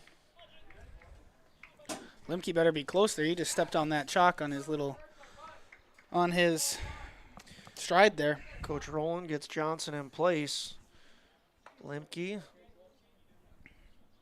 Was that first pitch a ball? I thought I saw a strike. Yeah, it was a strike. Count should be 0-2, I believe. Yep, okay, we're all in agreement here. Nice pitch there by Belaski. So Gannon Limke is quickly at an 0-2 hole. He's got a runner on first and a runner on second. Cole Hebel at second, leadoff single. Aaron Johnson followed with a nice single as well. Stanley checks second, big kick. Curveball up the middle to Wold. Gets the 1. Johnson unable to get the throw across the diamond. Limke reaches on the fielder's choice. So Limke will reach on the fielder's choice. He will go down to third base, and Aaron Johnson is thrown out because Jack Wold threw over to Zach Johnson successfully. 1 out, runners on the corners. Not sure on that one, Josh. I don't know what your thought would be there. Would you prefer Wold to go to third base there and get that lead runner, or do you think we should still try and turn that double play? I think you try and turn the double play. Yep. You take your 2 outs there. Runner goes. Jeremiah throws it over to Jack Wold. Little decoy play there. Jack Wold took it right in front of second base there. Kept the runner at third base. The pitch was called a ball. Devin Johnson, catcher, number 17, up to bat. He has a big double earlier, and he also has walked. Both teams have had a few opportunities. This is a big one for the Blue Sox. Ball 2, Devin Johnson. Dangerous hitter. Yeah, I'm wondering for the if first base open, Yep. 2-0 I count. was thinking the same thing. Because you don't want to groove one to Devin. Belaski sets and fires, throws high. Count moves to 3-0. I think this is an easy decision right now, is putting him on. Devin Johnson hits in the 6th spot. 7, 8, 9 to follow. I would green light Johnson here if he gets something. Set, the windup. Didn't. And it's a strike. Stanley Belaski, if he comes back here, he's going to make us eat our words here. He is. But he doesn't want to throw that same pitch again. If he does, I think Johnson's going to have his way. Here's the set, and it's in the dirt. Jeremiah Doctor stabs at it and is able to collect it that time. I think he might got a little lucky on that one. Got a lucky hop. Too, yeah. So the bases are juiced for the 7-hitter, Andrew Doolem. He's flown out to left, and he's struck out. Plays shortstop. Where's number 11? Got a courtesy runner in. Kyle Halfley. Looks like corners are in here for the Kindred Vikings. Middle infielders are back. Hopefully hoping they can turn that double play up the middle. This is a big spot in the game right here. 2-run game. Andrew Doolem with the bases loaded, up 2, and 1 out. Belaski just misses inside, maybe up a little bit. Good pitch, not quite good enough. Belaski working down in the count, 1-0. Able to get one across. It's fouled off and hammered down the left field line. Foul and off the light pole. Brand new lights here in Kindred. First time those lights getting hit there. First time they're going to come on in game action, I believe, is going to be tonight. They just have been freshly wired and put in back in March. Or just wired here about a week ago. Not even quite a week ago. And boy, do they look good. They do. Nice off-speed pitch there by Belaski. Down at the knees on the outer portion of the plate. Very nice pitch. Belaski sees himself quickly up 1-2 now. What's he going to do to try a strikeout? Would be big here. See if he goes to a high fastball or back to the breaking. He goes to the breaking stuff. Another good pitch, though. Try to start it on the plate and get him to chase. Count moves to 2-2. Got to attack here now, right, Aggie? I think you can have one more pitch, but I'd like you to see him go somewhat close to the zone here. Fastball, kept it down. Good battle there by Andrew Doolum. Now I think if you're Stanley Belaski, I think you throw that high fastball here. Get something a little in that batter's mind. Oh, thinking he can crush this fastball off the pitcher. Starts the windup. And the pitch. It's a curveball. He leaves it up. It's going to Jack Wold at short. He elects to throw all the way across the diamond at first and picks up an out. So it'll be a scoring fielder's choice. Moving Gannon Limke to third and Devin Johnson, well, not Devin Johnson, but Mr. Halfley, Kyle Halfley to second. Getting out of this with just one run would be big for the Vikings. It's up to Alec Magnuson to tack on a couple of big insurance runs for the Blue Sox. Pitch is a ball thrown outside. Alec Magnuson reached on an error in the second inning and flew out to right in the third inning.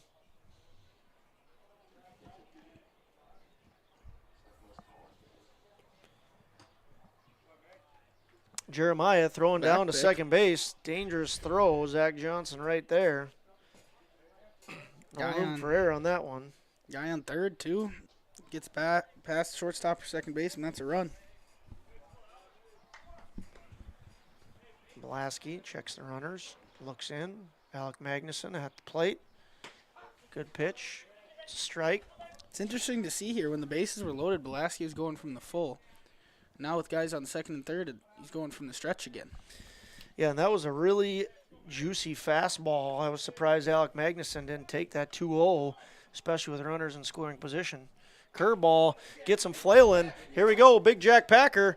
Nice play. Hopefully we got that on camera. I don't know if we did or not, but Jack Packer ends the threat, and Belaski stops the bleeding. Missed opportunity for Hillsboro, but they do get a run, and they do now lead 4-1.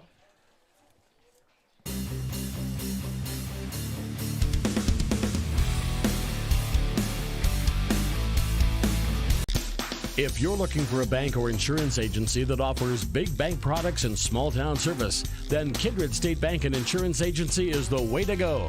Live in or near the Kindred area? Stop in and chat with a friendly banker or insurance agent about all of the convenient services and features they offer.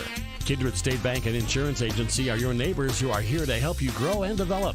Kindred State Bank and Insurance Agency. Member FDIC, equal housing lender. Online at kindredstatebank.com. MLGC's story began in 1906 in the rural communities of Enderlin and Cooperstown. Today, MLGC is a fourth-generation family-owned company that can deliver ultra-high-speed broadband, TV, telephone, and advanced business services to customers on a 100% fiber optic network. Now available in several rural communities, including Kindred. In an era of exploding technology, MLGC's goal is to deliver future technologies that make rural North Dakota a vibrant place to live and do business. Visit them today, MLGC.com. MLGC, moving you at the speed of light.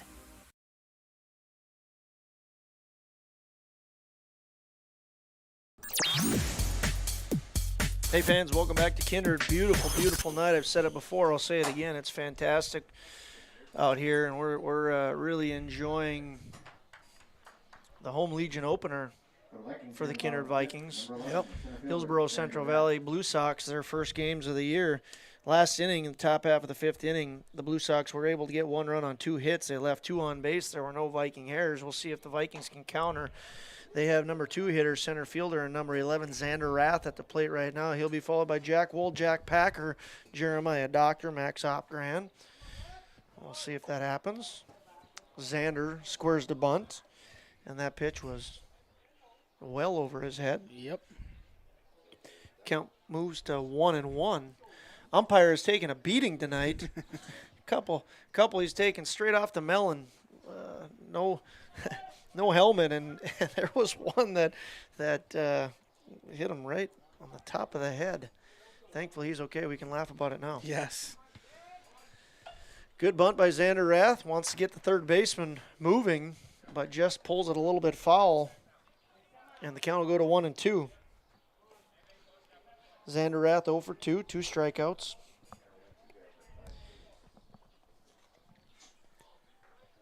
Bottom half of the 5th inning. Johnson having a nice game on the mound. He's on this is his 90th pitch. It's a curveball. Xander Rath holds up. Goes low and outside. Count moves to 2-2. Let's see if Xander can get a good piece of the bat on this ball here. Aaron Johnson delivers. Good battle by Xander Rath. Not quite a good piece, but a piece. High fastball, maybe a little bit inside. Xander does a good job of fighting it off and working to see another pitch here. Johnson shakes off a couple pitches. He likes what he got on his third one. What's it going to be? Another fastball. Oh, the catcher's not able to hang on to it, and the throw goes down to first base. It's no good. Xander Rath is in safe. Overthrow, and he thought about second, but there was the right fielder out there backing it up, so he thought otherwise of it. So, great lesson learned there. Strike 3, he does not swing, and the catcher's unable to catch it, but Xander Rath, good hustle play, makes the catcher throw it. Yeah, that's why you run down that line once you see that ball in the dirt. And never know. And you get some good hitters coming up for the Vikings, so we'll see if they can take advantage of this with Jack Wold, Jack Packer, Jeremiah Doctor, Max Opgran. Nice hustle play there by Xander Rath to put the pressure on. See if the Vikings can do something with it. Throw back over to first. Not in time. Xander looks in for his signs.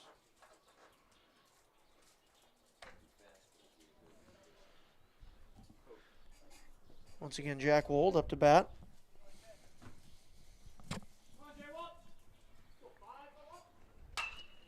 Nice piece of hitting there by Jack Wold as he punches one out to right field. First pitch swinging. He had a big hole over on the right side, and he hits a nice hard line driver. So Big Jack Packer, only RBI came off of his bat. Yep. You think he's going to get a fastball here? Not to start off the at-bat, well, he won't. No, I don't think he will either, but we shall see.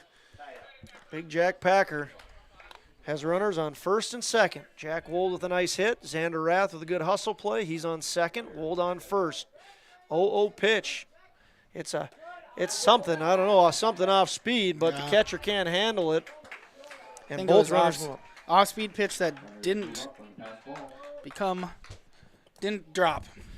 So that's something where you're having such a good last at-bat continues to lead into this one because the pitcher doesn't want to throw you a fastball, and he throws you an off-speed that catcher can't handle. And one of those sneaky good things with what Jack did on his last at-bat. Runners in scoring position.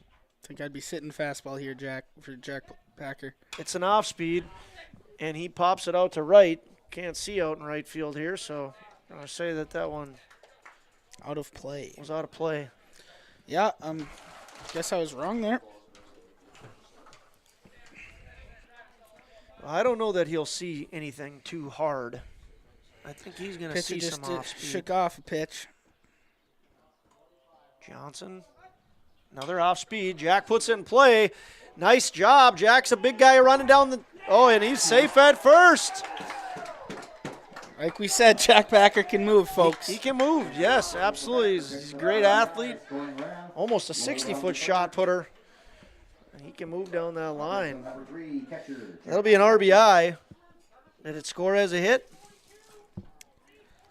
I think that will score as an error. Okay. But nope. Oh, They gave him a hit. Okay, we're going to hit. So Jack moves a 2 for 2 on the night with a walk. Good hustle play there. Shortstop did bobble it, up for question, but we'll give the big man a hit, and he's got his second RBI. Runners at the corner for the Vikings. It's Jeremiah Doctor up to bat. Where's number 3? He's the catcher. Jack Packer stays put, gets his signs from Sawyer. Jack is the tying run. Bottom of the 5th inning. Vikings trail by 2. It's 4-2.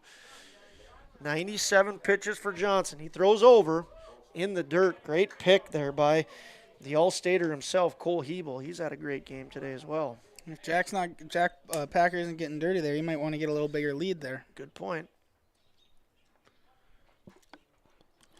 Sawyer gives the signs. Nobody out. Jeremiah Doctor. Good slide step by Johnson. He's going to want that one back, Doctor is. And Jeremiah Doctor is retired on the infield fly ball by Andrew Doolum. Not the infield fly, but infield fly ball. Pop up. Jeremiah goes down. He's 0 for 2 with a walk, Jeremiah. That'll bring up Max Opgren. Big opportunity for Max Opgren. He's 0 for 2, struck out in the 2nd inning and grounded out to short in the 3rd. Runners on the corner. Got to get one of these runs in if you're a Viking fan. First pitch, I believe that was a ball.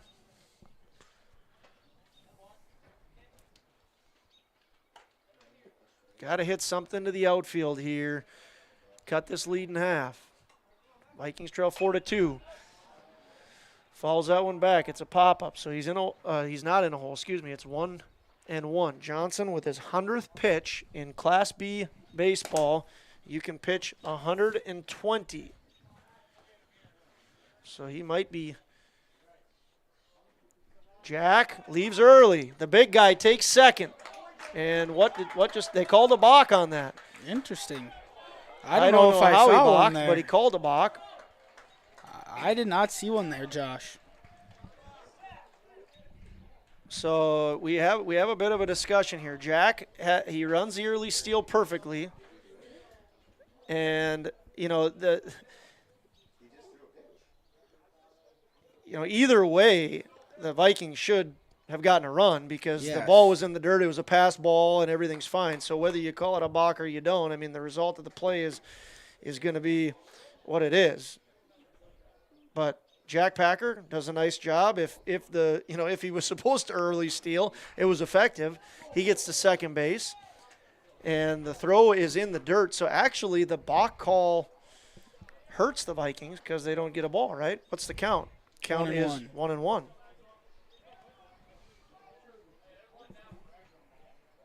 Now it is a one-run game here with 1-1.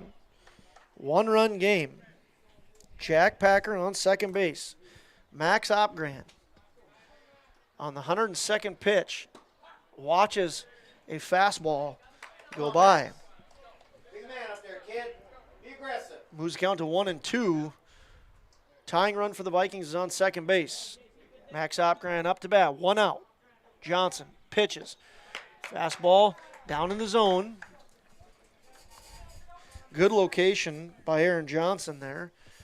Tough pitch to hit, and a nice take there by Max. Well, Max has got 2 strikes on him. We'll see what he can do here. Johnson set and delivers. A little bit of an off-speed there. Change-up, nice pitch. Max does a great job of fighting that off and wins another pitch here, or earns himself another pitch. Opground 0 for 2, struck out and grounded out to short.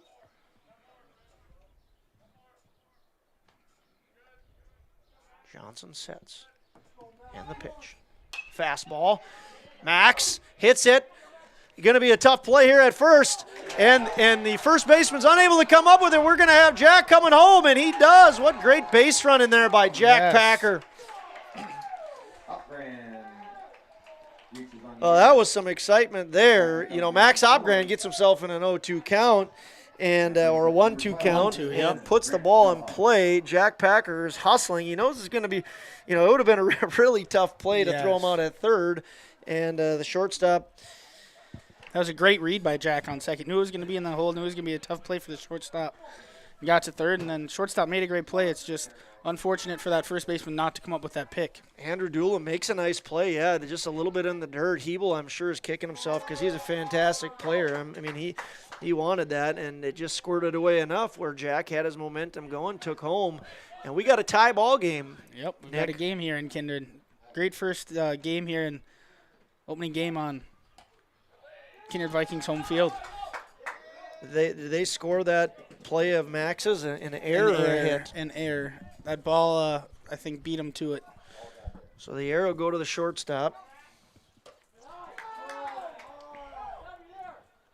And the count moves to 3-0. Johnson might be nearing the end of his night. This is going to be his 109th pitch, but he's had trouble from the stretch. That's the only time the Vikings have been able to get to him, walking and getting hit batters.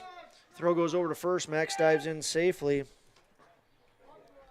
Vikings right now have 3 runs on 2 hits. There have been 2 errors. 1 out, 3-0 count. Grant Spellhaug up to the plate. Takes ball 4. 4-pitch walk. We'll see what happens here. Here comes Nate Walsh. Coach Walsh coming out to visit. We'll see if there's going to be some changes or just a conversation made. Vikings are leading, the Vikings have worked themselves back to a 4-4 tie. We're in the bottom of the 5th inning. Nick just said it. It's been a good game, good opener here, and it looks like the Blue Sox are going to have a pitching change. So we'll take a break, and when we come back, the Vikings have guys on first and second, 1 out, continuing to threaten, and we'll be back with some Blue Sox changes.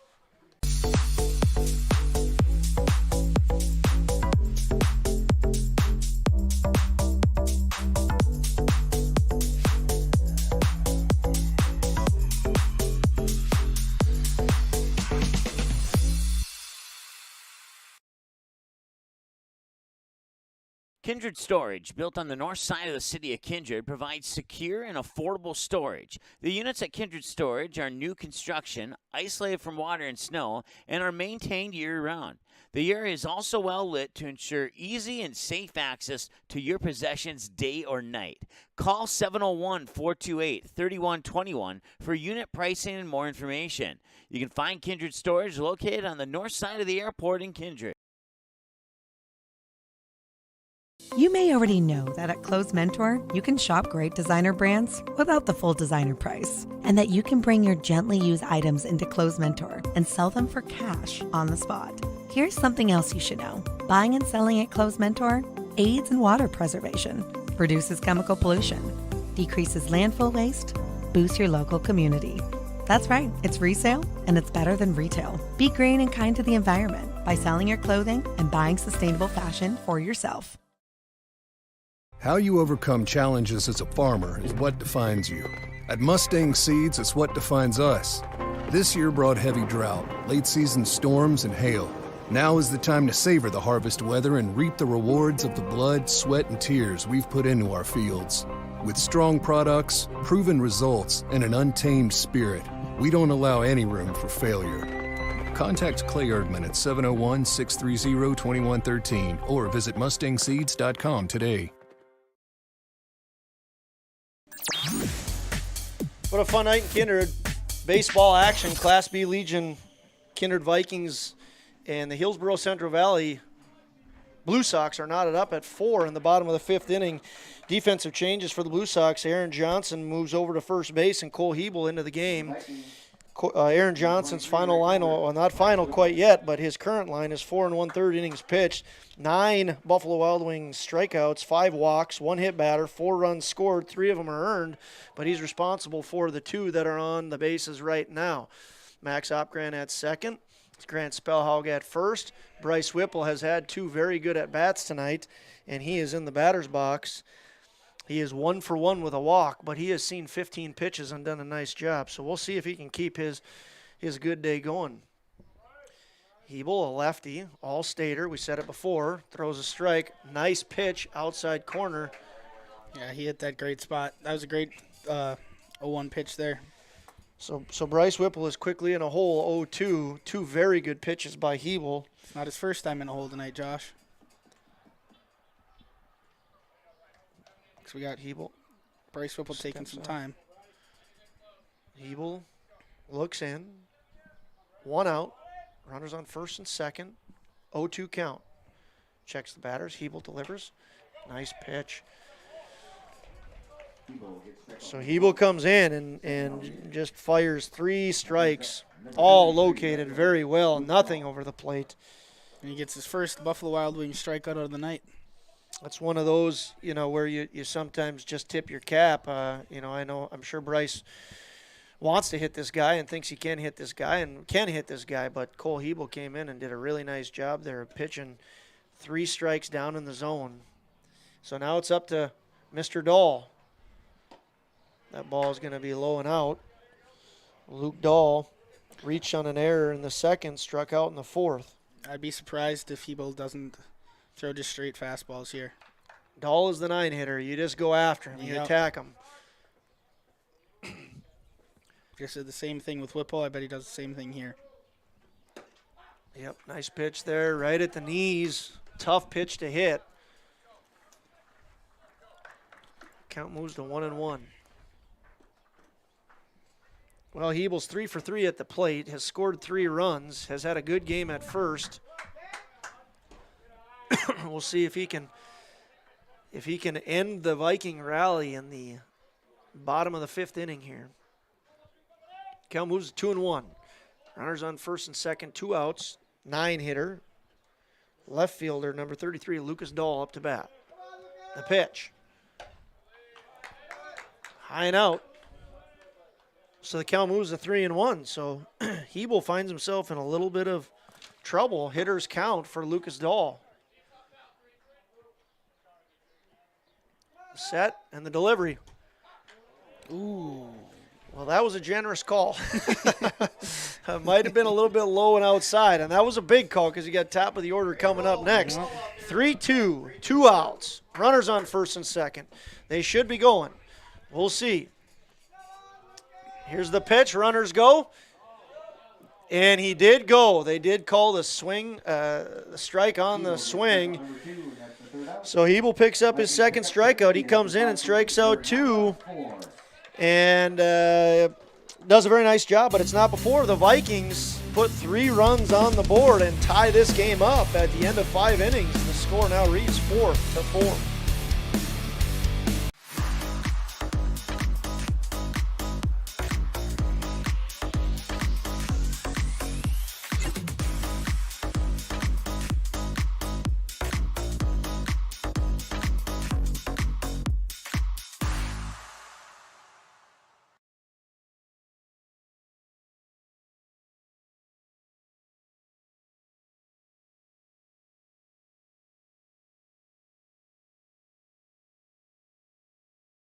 MLGC story began in 1906 in the rural communities of Enderlin and Cooperstown. Today, MLGC is a 4th-generation family-owned company that can deliver ultra-high-speed broadband, TV, telephone, and advanced business services to customers on a 100% fiber optic network. Now available in several rural communities, including Kindred. In an era of exploding technology, MLGC's goal is to deliver future technologies that make rural North Dakota a vibrant place to live and do business. Visit. All right, fans, in the bottom half of the 5th inning, the Vikings got 3 runs on 2 hits. There were 2 errors. Remember, that started on a great hustle play by Xander Rath. He struck out, ball popped out of the catcher's glove. Instead of just letting him tag him out, Xander hustled down to first, and the catcher threw it away. That's how everything started. Vikings then had 2 back-to-back base hits by Jack Wold and Jack Packer. Some elusiveness on the base paths by Jack Packer got him in on a couple of mishaps by the Blue Sox, and here we are, 4-4. New pitcher for the Vikings. It's Jack Wold, and he's going quickly to work. He's facing right now the 9-hitter, Caleb Hattelstead, and has him in a hole 0-2. 3 fastballs in a row going right after that 9-hitter. Caleb Hattelstead plays third base, wears number 19. Fouls that ball off. Stanley Belaski is at shortstop now for the Vikings. Here's the windup and the pitch. Nice pitch by Jack Wold. Lower part of the zone on the outside corner, and he attacks that 9-hitter just as you like your new pitcher to come in and do. We'll get a final line for Stanley here in just a little bit, but he did end up pitching 2 2/3 innings. Did a nice job. Only gave up 1 run in that 2 2/3. We'll see if Jack can finish it off. Up to bat now is Gavin Belials. He is 0 for 3. Nothing but strikes here for Wold. And good location for Jack, too. Lower part of the zone. All fastballs, too. There he goes up and out and gets Belials to chase. So 0-2 pitch, or excuse me, 0-2 count. Nothing too good here. Hopefully that Wold puts over the plate. Make him chase, make him hit your pitch. Curveball. Belials does a good job of spoiling that pitch, fouling it off, and earning himself another one. Good pace, too. Great pace. Get that ball and go. Jeremiah Doctor calls the pitch. Wold looks in, winds up, delivers. Good idea. I agree. Bench says it, I agree. Go upstairs after a curveball, see if you can get him to chase. We'll see if they answer with another curve here. 1-2 pitch by Wold. 1 out. There's the curve. There it is. And there he got him. Good pitch. Maybe a little upper in the zone, but it proves effective. And after that high fastball, you see things a little bit different. And very good job there by Jack Wold. He's come in now and picked up 2 Buffalo Wild Wings strikeouts. Thank Buffalo Wild Wings for their sponsorship.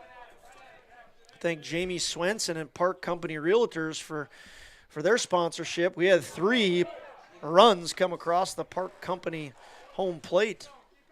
And Wold leads off right out there. Another strike. Strike 1. Well, great start here by Jack Wold. Just pumping strikes, good pace, good mix, good location. Case in point, 0-2. Yeah, I think Braden Walsh up to bat. He's 0 for 2 with a walk. Walsh looked a little behind that pitch. I think Wold's going to throw another high fastball here. The 0-2 pitch. Nice job by Jack Wold, and he is pumped up. He should be.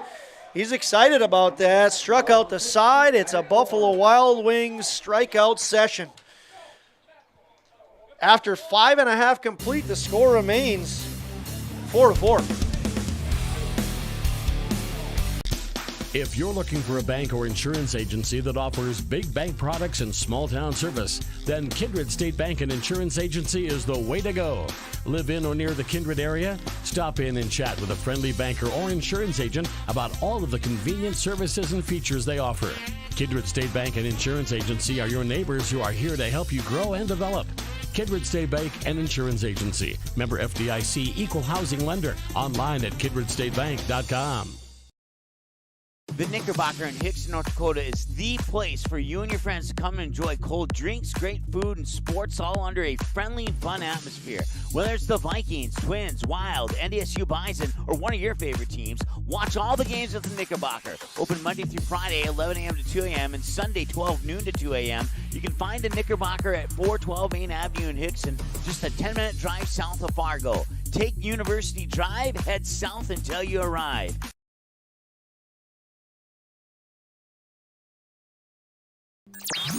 Hey fans, we got a fun one here in Kindred. Great game, great night, beautiful field, beautiful atmosphere. It's been a fun night. Josh Almaris alongside Nick Eggman. I said we were going to give the breakdown for Stanley Belaski. He ended up pitching 2 2/3 innings, gave up 1 run, struck out 1, gave up 2 hits and a walk. Jack Wold then came in this last inning and had a fantastic inning, struck out the side, attacked the strike zone, good location, good spots, and was able to set down Caleb Heddlestead, Gavin Belials, and Braden Walsh, the 9-1-2 hitters. We'll see if the Vikings can keep things going. This is the old score one and hold 'em mentality as they move into the bottom half of the 6th inning. They will bring the top of the order to the plate. It's Stanley Belaski. He's 0 for 3 with 3 strikeouts. We'll see what he can do against Cole Hebel here to lead off the 6th. It's a bunt, and it's in the air. And it's an easy out recorded by Cole Hebel. I'm not sure he would have made it to first there if he would have put that down the third baseline. That third baseman was already in a little bit, and he was just as close to that ball as Hebo was. He's tried it a couple times. That time he was able to get it off his bat just up in the air. And Xander Rath is up to bat. Keep in mind now, Xander Rath, we could call it the hustle play of the game. Yep. Struck out, hustled down to first, got everything going in that last inning on an errant throw by the catcher and ended up producing some big runs for the Vikings. He's patient up there and works a 2-0 count. Good little crowd here for Class B Legion Baseball in Kindred. Nice swing by Xander there. He wanted a 2-0 pitch in his zone, and that must have been there, just was unable to connect. Yeah, it looks like he's a little late here. Yep, quickly finds himself 2-2. Again, we talked about the pace of Jack Wold. Hebel doing a very good job of getting that ball and firing. Game started a little bit after 5:30. Good mix, good pitch, and he's able to get Rath to strike out. Our game is not quite 2 hours long. We started at about 5:36, and it's 7:32. Picked up the excitement here over the last little bit. Jack Wold, the pitcher, 1 for 1, hit by pitch and a walk. He scored 2 runs, and he works a 1-0 count. 2 outs.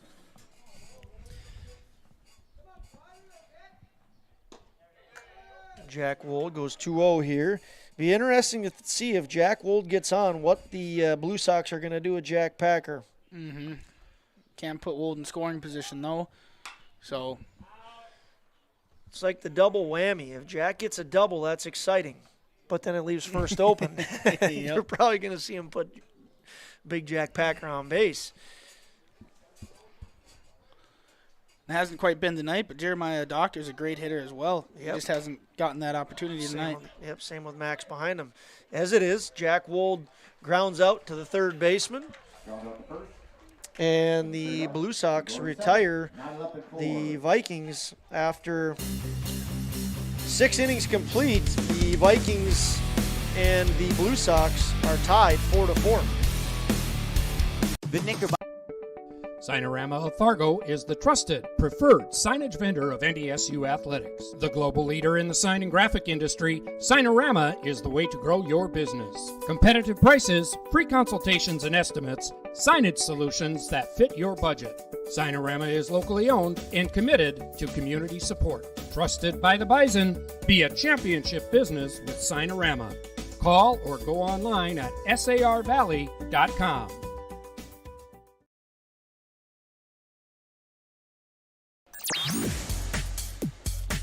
Welcome back, fans of baseball. Before we get going here, I got to give a little shout out to all of our sponsors, and we wouldn't be here without them today. So Kindred State Bank, Kindred Storage, Viking Homes, Goldmark, Jen Swenson, Clothes Mentor, Custom Express Car Wash, MJ Nipstead, Signorama, MLGC. Stay ready for that MLGC moment of the game. After this game becomes final, it looks like could be a fun one, going to maybe a little extra innings tonight. Mustang Seeds, Runnings Moorhead brings you the base hits and player of the game.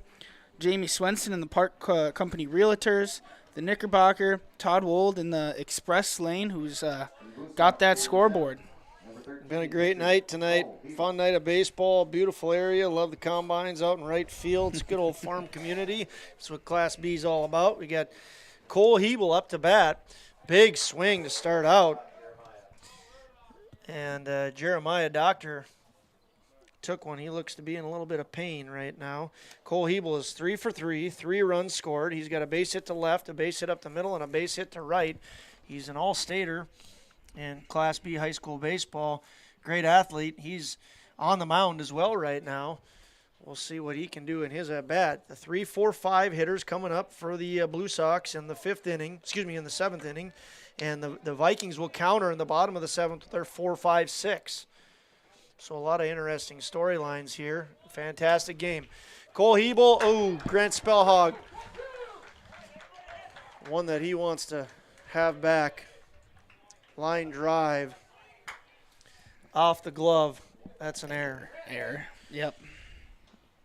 hard hit ball, but I'm sure one that Grant, tell you, he'd want that one back. Yep, that's absolutely correct. So a dangerous guy at the plate is now a dangerous runner on the bases, but Jack Wold, we'll see what he can do from the stretch as he comes set and delivers.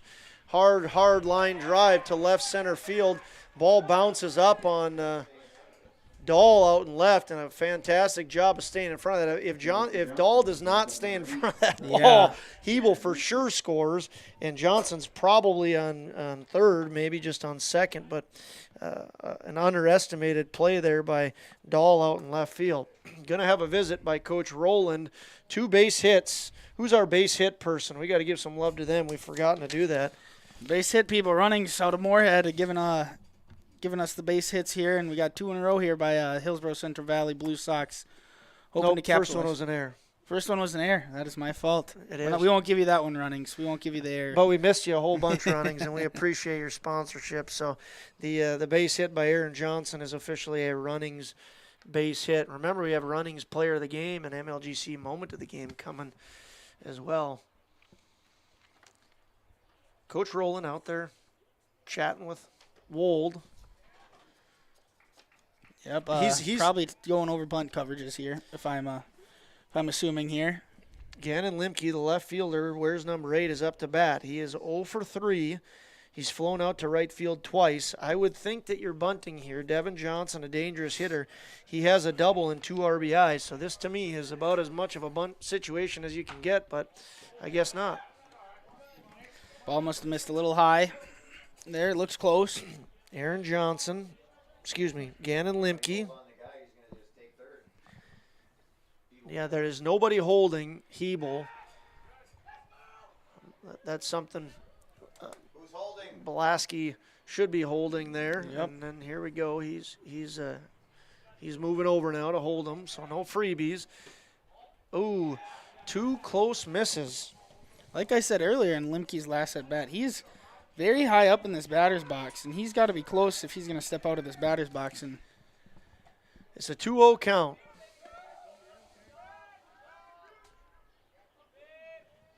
He is indeed stepping out of that batter's box.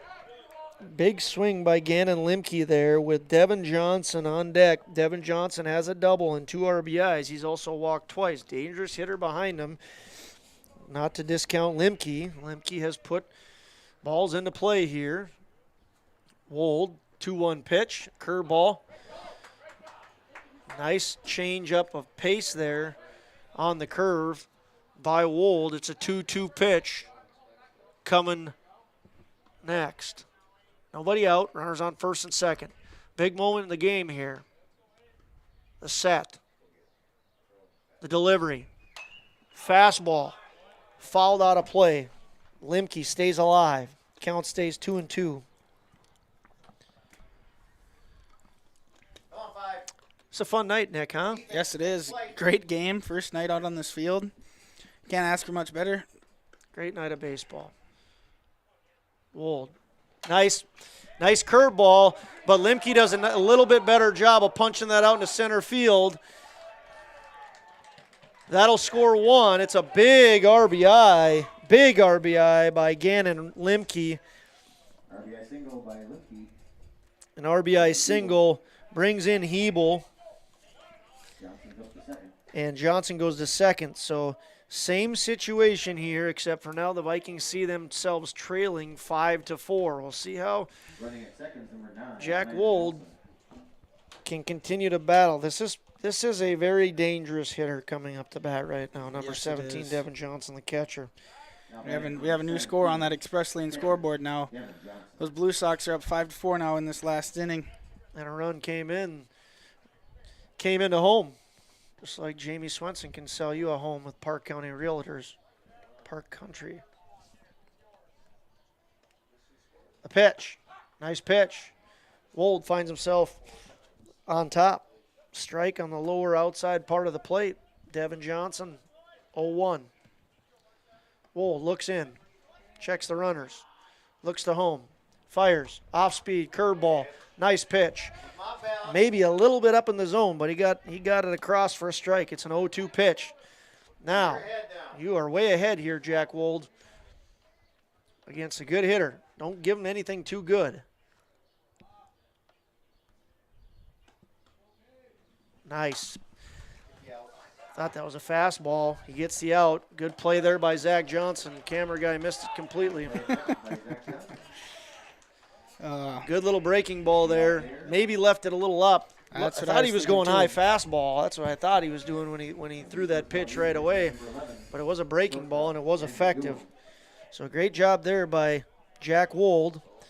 Johnson makes a nice play at second. Runners both move up, so you could argue Devin Johnson did a great job of advancing his runners. And now it looks like Kindred's defense is in. 7, 8, 9 hitters. Wold throws a curveball to Andrew Doolum. Doolum takes it. And the umpire calls it high. Ball 1. Andrew Doolum 0 for 3 on the night. Fastball. Good hack indeed. Andrew Doolum got his money's worth, but just fouled it straight back. That means the next pitch should be what, Eggie? Curveball. Something off speed. We'll see if he does it. Wold sets. And delivers. It is the off speed. Try to get him to chase. Doolum says no. Count moves to 2-1. 7, 8, 9 hitters up now, looking to do some more damage for the Blue Sox. They want insurance runs. Pitch.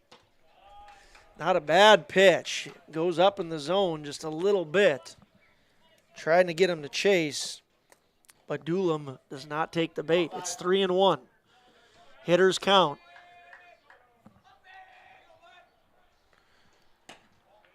Goes outside. So bases will be loaded. One of those that maybe isn't the worst thing in the world. You load up the bases, you put the forces on. It's the 8, 9 hitters, but now you have to attack. Alec Magnuson, the right fielder, number 14, 0 for 3 on the night. Got to attack here.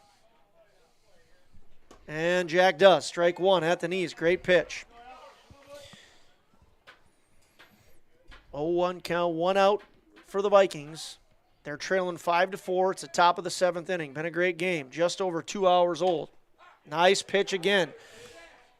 Outer part of the plate for Jack Wold. Count moves to 0-2. We said he needs to attack the 8-9 guys. He's done it. Can he finish it up? 1 out. 0-2. Fastball. In play. Right to Johnson. Throws home. Got him at home. Nice play by Zach Johnson.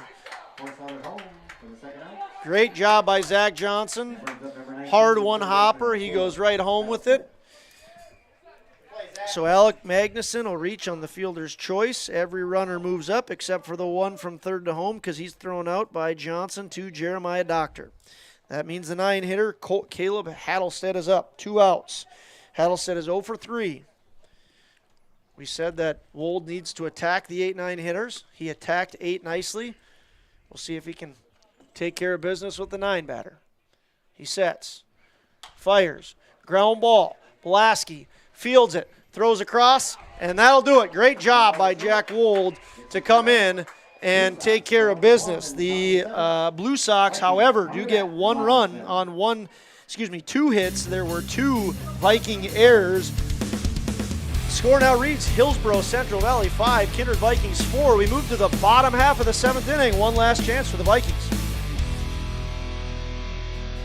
Buying, selling, or leasing commercial real estate or farmland in the Fargo-Moorhead and surrounding area? From office to retail, industrial to multifamily, commercial land to farmland. As the #1 commercial, sales, and leasing brokerage in the FM region, Goldmark Commercial has the experience and skills to handle all of your commercial real estate and farmland needs with the highest levels of customer service and marketing around. Trust the experts at Goldmark Commercial Real Estate to lead your team to success.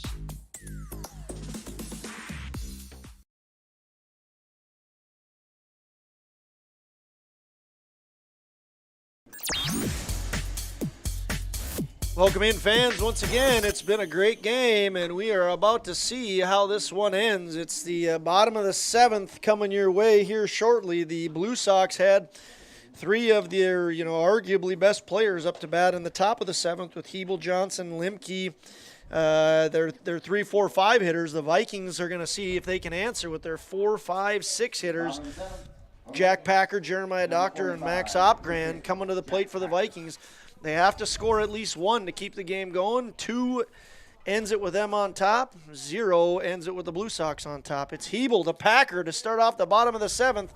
No surprise with an off-speed pitch. Yep. Jack Packer leaves it in the dirt nicely. It's 1-0. Been a fun game, Nick. Yes, it has. Great opening night. See if this home team can maybe have a little comeback here in the bottom of the 7th. Fastball down the middle. Jack Packer agrees with the strike call. I'm surprised he wasn't sitting fastball ready to put that one somewhere deep. There's an off-speed that he lays off nicely. That's a sign for hitters that they're seeing it well because, you see a fastball coming in and then you see that curveball, a similar spot off the hand, and you leave it there. That's a great leave for Jack Packer, 2-1. Do you think you'll see another fastball? I think you'd see one if it gets to a 3-1 count here, Josh. Hebel, wind up in the delivery. Ooh, throws a fastball, and he hits him. So Jack Packer has had a great night. He's been hit by pitch. He has 2 hits, and he has a walk. He has 2 RBIs, I believe, on the night. Good debut to his Legion season here tonight, and he is now the tying run. So Jack Packer's on board. Brings up Jeremiah Doctor. 0 for 2 with a walk. This is a bunting situation here, Josh. Slide step, bunt by Doctor. Hebel fields it. Nobody at third. Jack doesn't see it. Nobody sees it, but it's too late. Blue Sox get away with one. Jeremiah moves Jack Packer to second. Jeremiah Doctor does his job perfectly there. Yep. And now we have the opportunity, tying run at second, and Max Opgrand up at the plate. Well, Max is one that can deliver the hit. Ball 1. Max is 0 for 3. But don't be deceived by that. Hebel sets, slide step, fastball. Nice pitch, nice leave. Everybody agrees. Good things. Lower outside part of the plate. Count moves to 1-1. Ooh, that was a Looked like that one got the outside corner. quick pitch there. Not much of a pause. Goes across as a strike. Max is in a hole. 1-2. Jack Packer at second. He's the tying run. Ball's down. Max has got a 2-2 count. Struck out in the second, grounded out to short in the third, reached on an error in the 5th. Pitch. Fastball inside. Max is unable to connect, and he strikes out. Last chance for the Vikings is Grant Spellhaug, third baseman, number 12. He's 0 for 2. 2 ground balls to the pitcher, thrown over to first, and a walk. The game is on the line. Grant Spellhaug. Last out here. 7th hitter. Strike taken by Spellhaug. Hebel has been hitting his spots this inning. He has. Scores 5-4. We're in the bottom of the 7th inning. 0-1 pitch. Swing and a miss. I think it's going to be another fastball here. Grant Spellhaug looked a little behind that pitch. Hebel might leave this one up and a little outside, hoping to get Spellhaug to reach out and try and swing at this. The 0-2 pitch is underway. Here it is. Fastball. You're right. And Spellhaug swings and misses. That'll end it. It's been a great game. It ends with the Blue Sox scoring 5 and the Kindred Vikings scoring 4. We will be back shortly to break it down.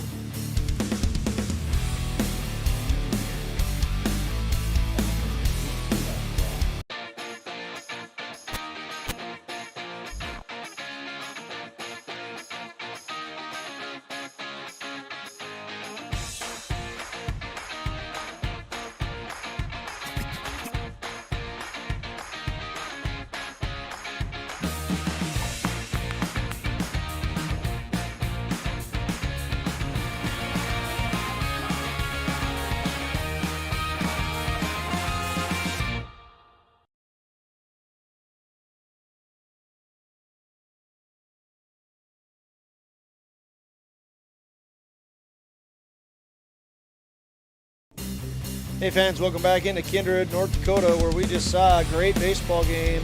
Class B Legion baseball between the Kindred Vikings and the Hillsboro Central Valley Blue Sox, a District 6 game. It goes down in the standings with the Hillsboro Central Valley Blue Sox getting their first win of the season in their first game of the year. So they go to 1-0. The Vikings go to 0-2. We have a couple of awards we want to give. The first one will be the moment of the game, the MLGC moment of the game. It was a big moment, an awesome moment here in Kindred, just like MLGC is awesome in Kindred and surrounding areas. You're looking for some good wireless service, consider MLGC. They're an outstanding crew. Nicholas, what do you have for the MLGC moment of the game? I think we got to give it to that run here that Gannon Limke just hit in Cole Hebel to take that game-winning run in this top of the seventh inning here to give the Hillsboro Central Valley Blue Sox the lead, and then Hebel coming down and shutting and winning the game for them in the bottom of the seventh, which is kind of preludes to who do you think has got the runnings player of the game here? Yeah, the running player of the game, I think, is an easy choice. Where's number 13? He was the pitcher, and the first baseman for Hillsboro Central Valley, Cole Hebel. Cole Hebel was 3 for 4 on the nights, had 3 base hits, 1 to left, 1 to center, 1 to right, and then he reached on an error. Maybe, it was a hard hit ball. Yep. It went down unofficially as an error, but scored 4 runs and then also picked up the win on the mound. So a lot of good players out there today, and a few moments of the game that we could have awarded early on in the game. Devin Johnson had a big 2 RBI double that the Vikings really would have gained some momentum on if they would have shut him down, and the Vikings had a big inning in the 5th inning. But yeah, the MLGC moment of the game I think is absolutely appropriate to go to Gannon Limke, left fielder. Where's number 8? Drove in the game-winning run in the top of the 7th inning. And the runnings player of the game is going to go to number 13, Cole Hebel. 3 for 4 on the day, 4 runs scored, and the win on the mound. Let's take one more break there, Nick. We'll thank our sponsors when we come back, and then we'll wrap it up.